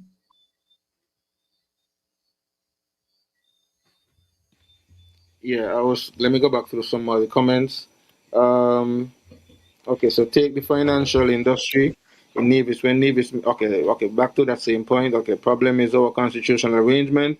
It is a political document that have Nevis, but not a St. Kitts, to make up a fair share for St. Kitts and Nevis. The demand for the federal government and St. Kitts and Nevis to be more involved in Nevis must be insisted on by those federally elected, regardless of what those locally elected in Nevis may say or desire. Janet Gwell Hall says, if the Prime Minister does not sign, destiny cannot happen. Well, I think the Premier would have alluded to that earlier, because he said if they doesn't sign, then it just means that the project would have to go away. That's basically it. Education and truth. Mighty Servant 1, Mark, it cannot be stopped by the NIA ministers, but it can be challenged vehemently by the federal elected representatives of Nevis. Representatives who have made the federal government. Back to Destiny, please. This is diversion. Why is the proposal a secret? Why not share it with those who it will impact? Yason, can I address that? Because everybody has this throwing around this thing about secret. And I'm not sure what the secret is, because the process that we've engaged in will result in that agreement being made public. We have a situation now where people are demanding of the government, you must release the document now. The document has not been signed, All that we have indicated to the federal government on the 23rd of December of last year is that we are now comfortable with the version of the document that has gone through multiple iterations to get to this point. The federal government must now have its input, which they're doing.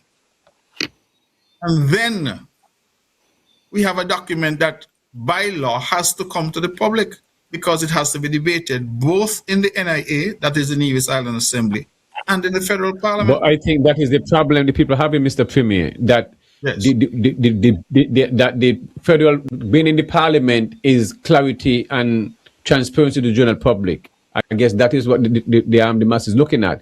The rather it's come to the transparency, come to the general public, and then if they make the assessment, and then if they're comfortable, then it could be debated, but not go to in the house and then they come out and talk about it. Then this is the opposite way. But that is not the way a bill works, Banky. A bill don't listen, Banky. The federal government don't listen. But let me just make it clear, because I think these opportunities for us to share accurate information. Yes. A bill does not just go to the parliament for debate. A bill is proposed. That bill goes to a first reading. That bill then goes to whoever wants to look at it. And then it comes back at some later time for a second and third reading and debate. The second and third reading is when you have the debate. The third reading is when it passed into law. So I understand that some people are saying, I want this agreement, I want it now. I want it right now. But the reality is that the process has to take its course. And there's nothing secret about this process. To the contrary, it is the first time in the history of St. Kitts and Nevis that any development agreement will see the light of day. The first time. 4 Seasons agreement, nobody ever see it. Christopher Harbour, nobody ever see it. Mr. Premier, yes. I don't think that's a fair argument to make. Why not? Because it's the first time we're having an SSZ. Yes, but it's not the first development we have had. But it's not the first development, yes, son. And it's not the first time. Wait, hold on. First time we have this magnitude of development on Nevis. There's no project in Nevis that has 2,400 acres or proposing 2,400 acres. You say on Nevis. You say on Nevis, I'm happy you say that. Because you have a 2,500 acre project on St. Kitts. And nobody has ever seen that agreement. In terms of land size, I don't understand. So you're deciding. Listen, here's my. No. Well, you invited me as your guest, so I'm sure people want to hear from me, right? So give me a chance to talk. My point is, that we have had large projects in this country before. And there has never once been any agreement that has been shared with the general public. On this project, by law, the agreement has to be shared. Yet people are arguing and saying it's a secret. But what is the secret? If I were to argue that something was a secret, I'd say Four Seasons was a secret. I would say Kittitian Hill is a secret. Marriott, Park Hyatt, Christopher Harbour, those are secrets. This by law, not because Mark Brantley said he will share it, The law requires that it be made public. So I am not understanding what we're having a debate here about is timing.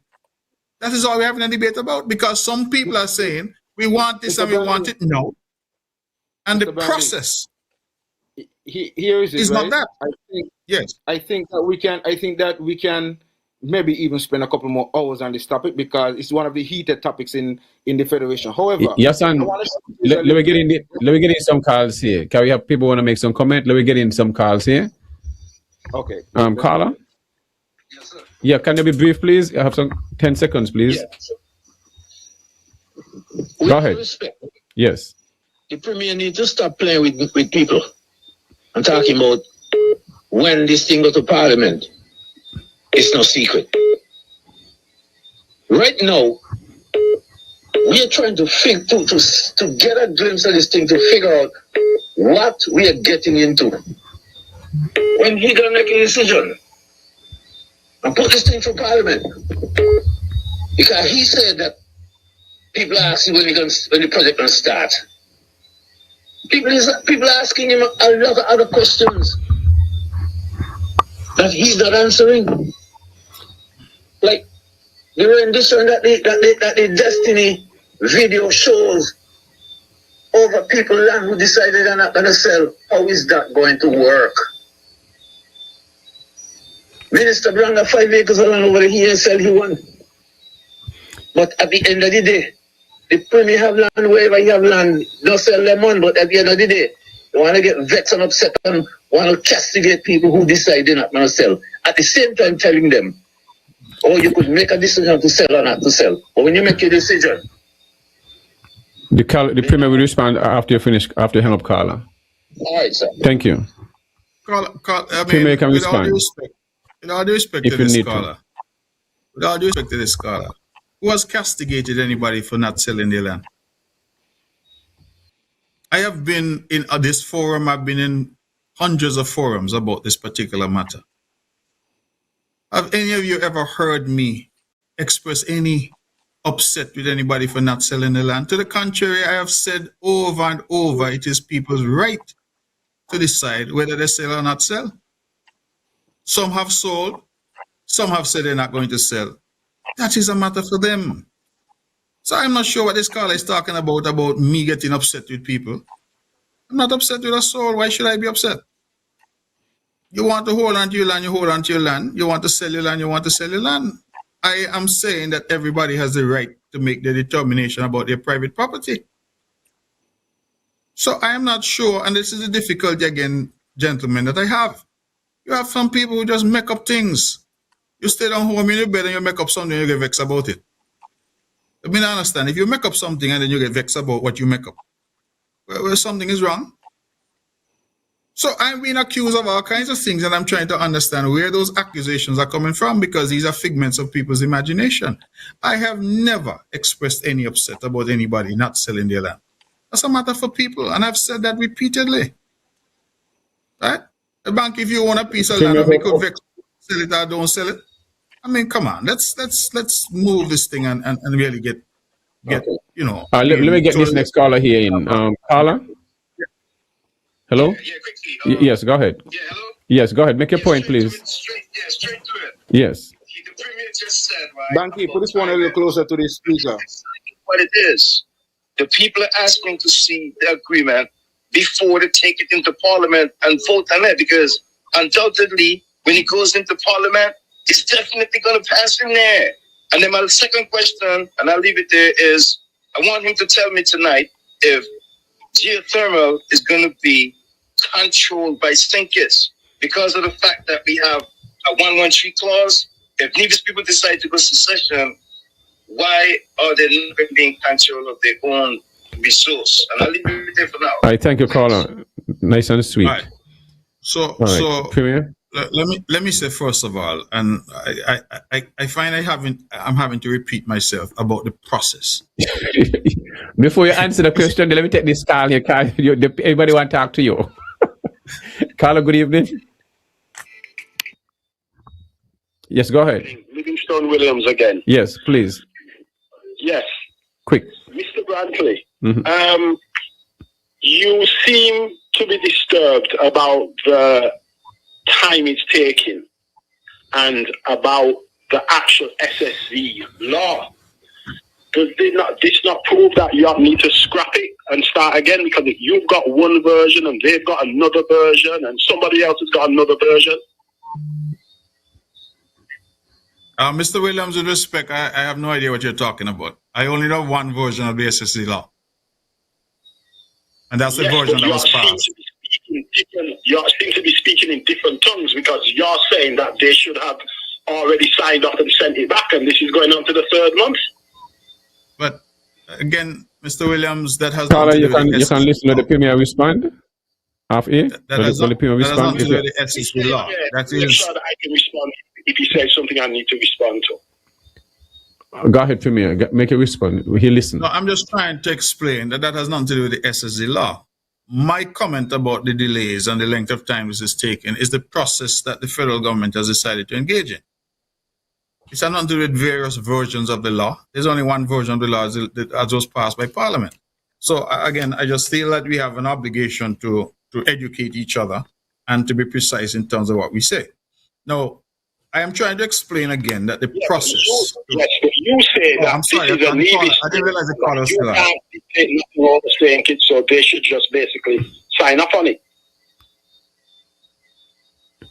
Caller, you can listen half A while the Premier speak. Yes, thank you.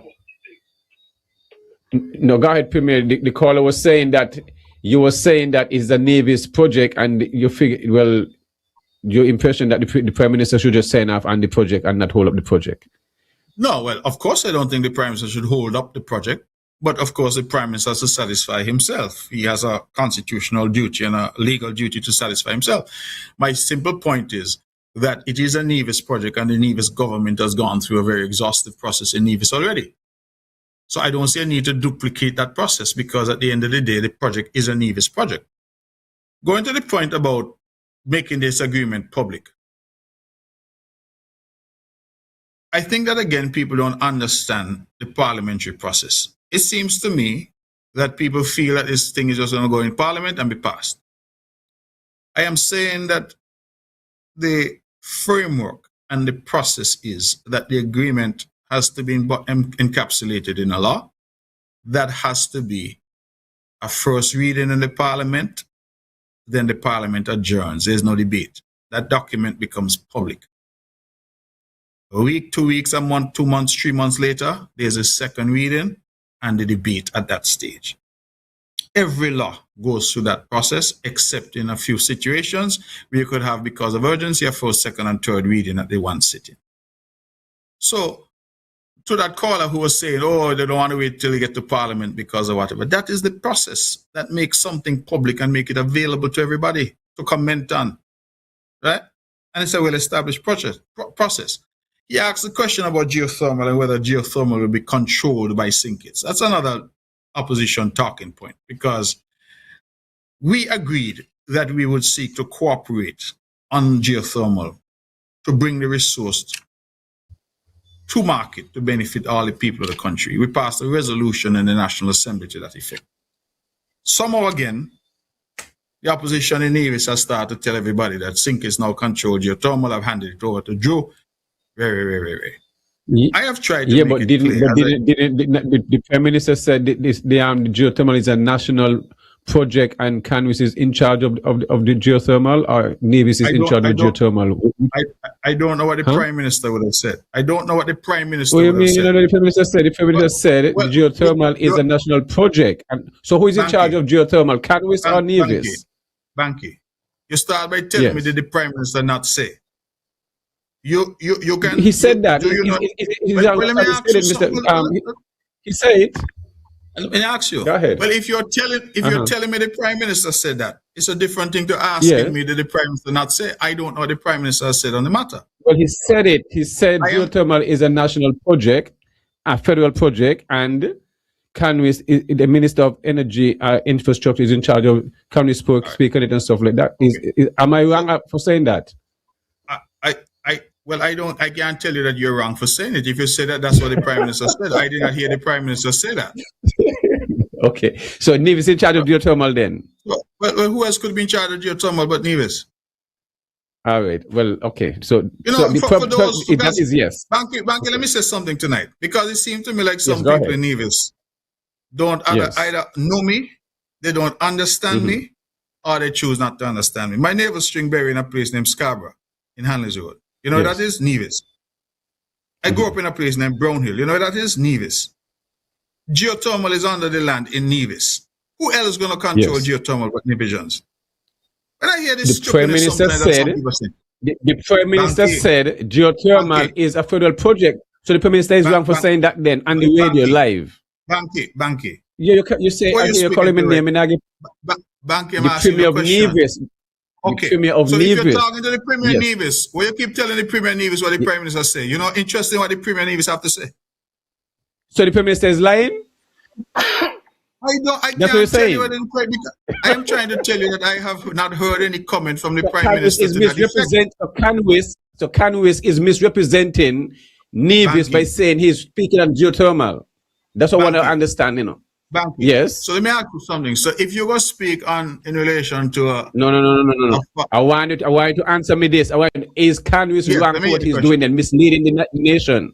Is Cannabis misleading the nation as if he's okay? I get the drift. You cannot speak for Cannabis and you cannot speak for the Prime Minister of Nevis. Because I am trying to speak to you as a Premier Nevis. You keep telling me what Cannabis say and what the Prime Minister say.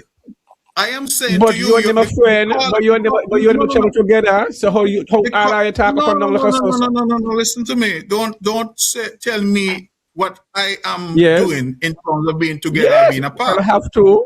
You're speaking to the Premier, you're asking the Premier question.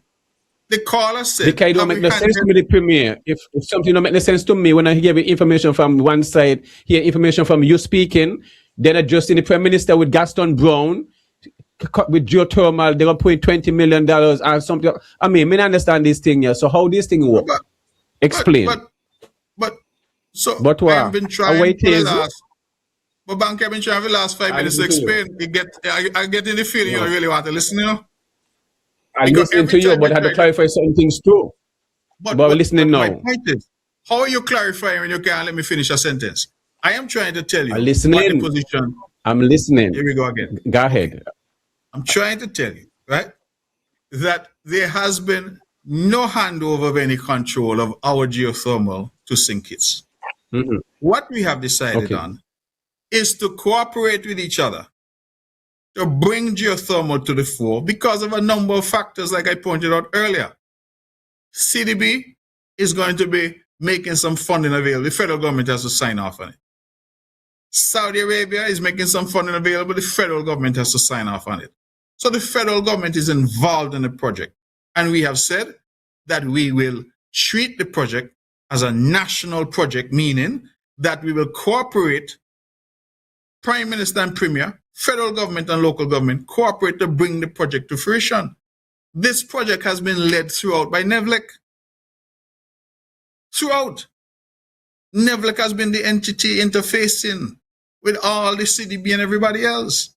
So I am not understanding why there is this big hullabaloo out there about Mark Brantley and the government have given over the geothermal project to Synkits. Well, I'm glad for the clarity now. Well, I'm glad for the clarity, and you can put this out there and stuff like that. Let me hear what this caller have to say. Caller? Yes. Go ahead, please. Caller. Good evening, gentlemen. Yes, go ahead. Yeah, good evening. Yes, I heard the Premier mentioned about the revocation of the visa-free access to Canada, and it appears as though he is insinuating, but he did ask the question: did the people of Nevis have anything to do with that decision? Yes. So I suspect he is insinuating that they did not have anything. That's my suspicion. But what I want to say is that the people of Nevis participated in a federal election. As a matter of fact, the Nevis, as far as I know, since independence, have always participated in the federal election. Mm-hmm. Sometimes the members from Nevis are in the federal government, sometimes they are not. Yes. So what I want to say is that by nature of the people of Nevis participated in federal elections, then they are the federal elections to elect a federal government for St. Kitts and Nevis, then I'm saying any action by the federal government which results either good or bad, negative or positive, I'm saying that the Premier cannot exclude Nevisians from that.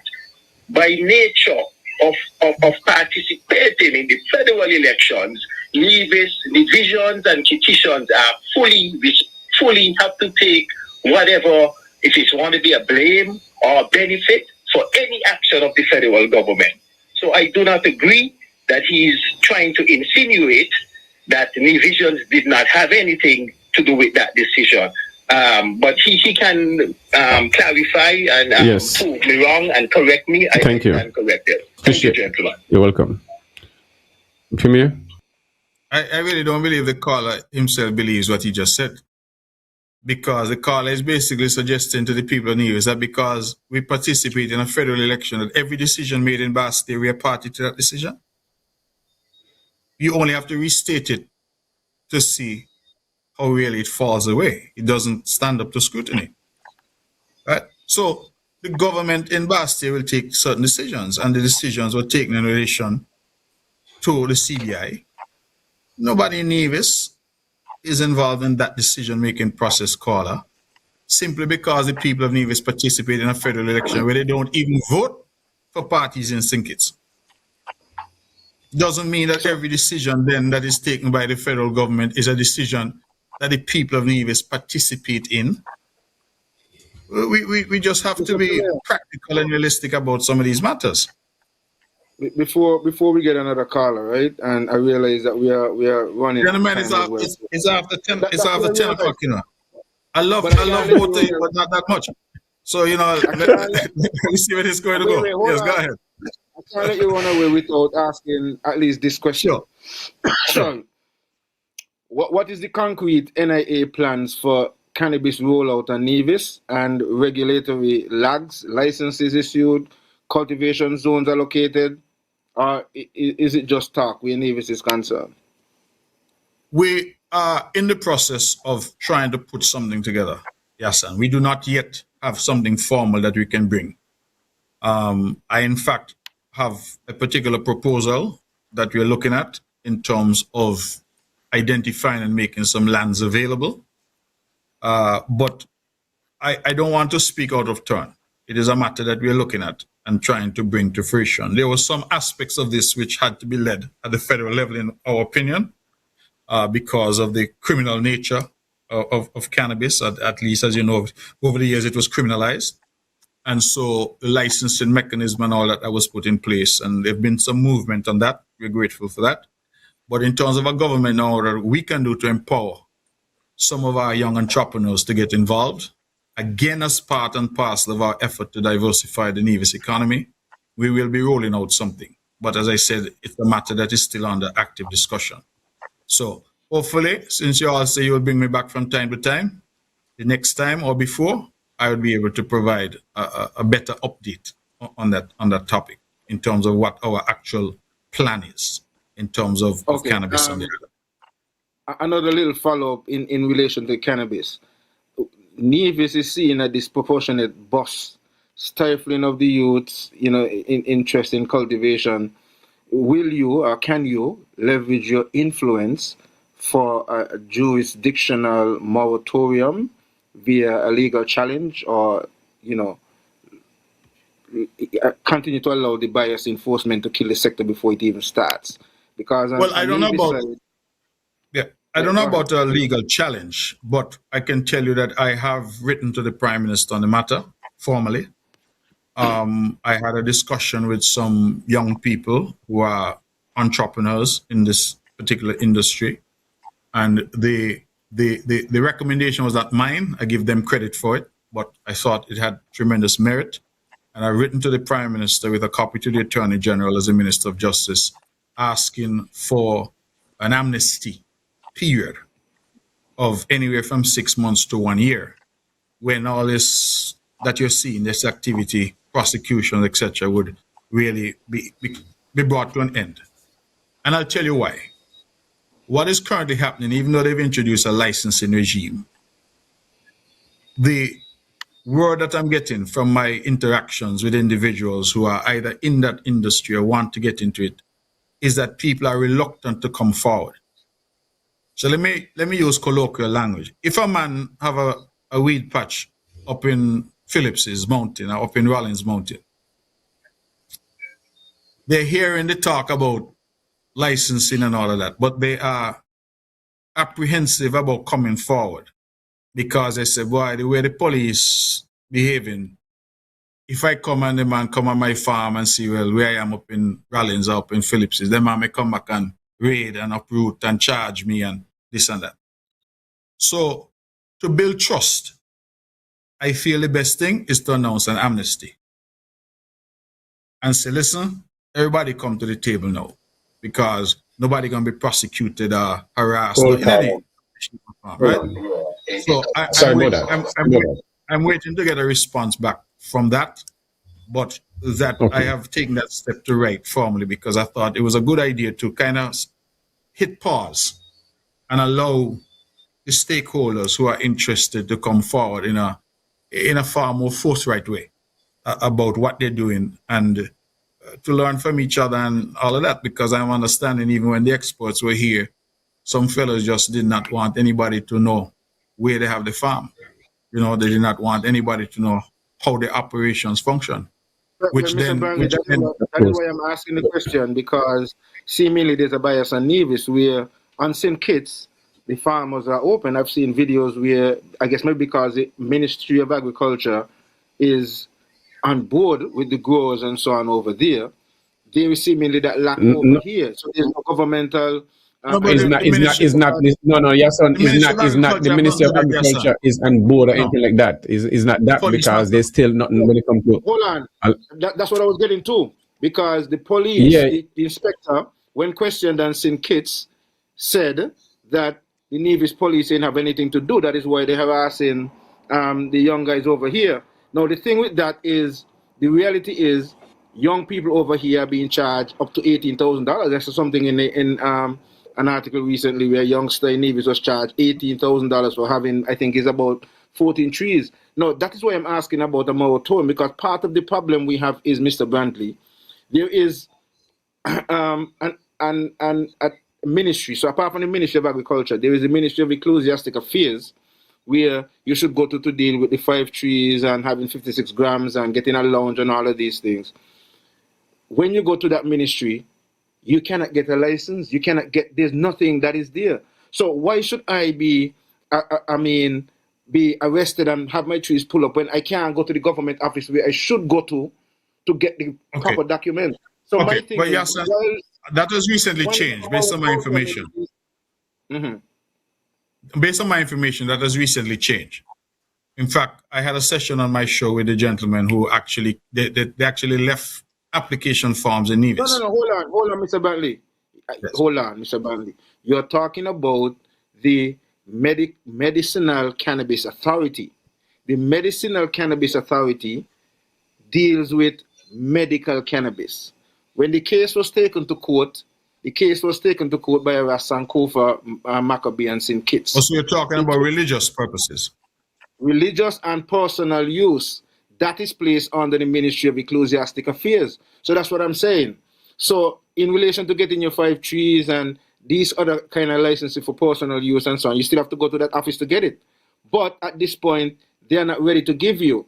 So my thing is, why not the government ask for a moratorium, have the police in the meantime say, hey, look, we are not ready with the regulations to roll out, so why should you be arresting people in the interim? Well, I've answered that, and I've said to you that I've written formally. I think I wrote about 3 weeks ago. All right. Guys, let me get in the last call. Let me get in the last caller here. I have a caller online for a minute. Let me get in this last caller. Caller, go ahead. Okay. Good evening again. Yes. I'd like to say to the Premier that the CCM has asked us to impose our trust in them for this 5-year period. They asked us to give them all 3. We have given them. I'm somewhat disappointed, disenchanted with the representation we have gotten. And I do not think that this exhibit of impotence, is what we anticipated. I mean, this premier sit down and he said, oh, well, I can't do anything about this, I can't do anything about that. I mean, I'm willing to ask the question. Well, what are you willing to do for us? You seem to be willing to do for everybody else.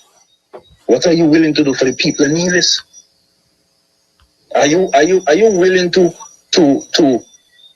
bend over backwards the way you're bending over backwards for destiny, for the people of Nevis? Because I guarantee you're not. We see that.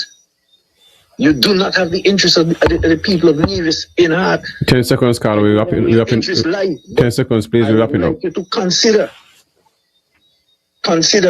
that we impose our trust in you to represent us. What have you done in the federal parliament for Nevis people?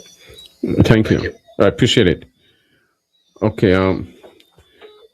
Well, the caller asked the question and answered it himself, so I don't think you need me, because he asked, I have the interest, and he said he could guarantee that I don't have the interest. So,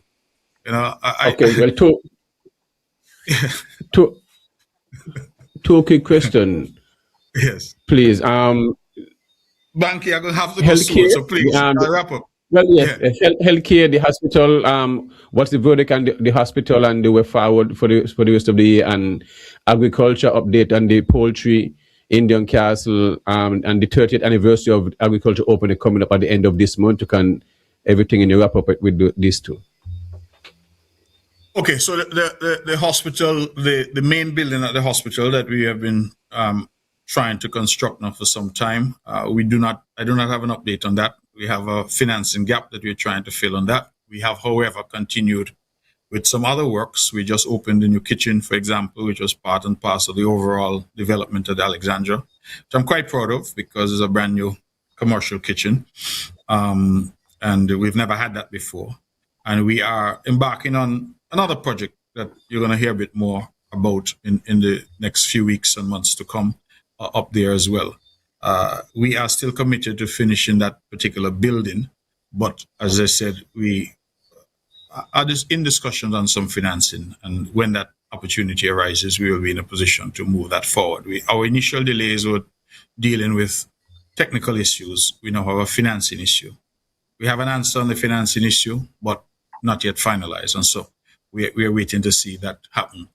In relation to agriculture generally, yes, we are looking forward to the 30th anniversary. I'm hoping that could be a grand affair and that we will have Nevis on show in terms of what we've been doing in agriculture. We have had some missteps to be sure, but I think in the main, Nevis has done quite well. And proof of the pudding, as I say, is always in the eating. And we've had other islands coming here quite regularly to look at what we've been doing. Can we do more? Absolutely. I think we need to do more because food security is national security. If you can't feed yourself, you're not really independent. So we really have to do more in terms of feeding ourselves. The poultry industry that we're trying to start, the building is going up.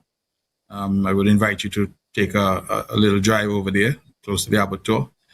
We had some delays there, but fortunately now construction is going. I get weekly reports on that. Minister Brand and Minister Evelyn are cooperating on delivering that particular project. So we're seeing some movement. We're getting some traction. Sometimes I get a little frustrated because things are not always as fast as I would like. But nevertheless, I think we're moving in the right direction.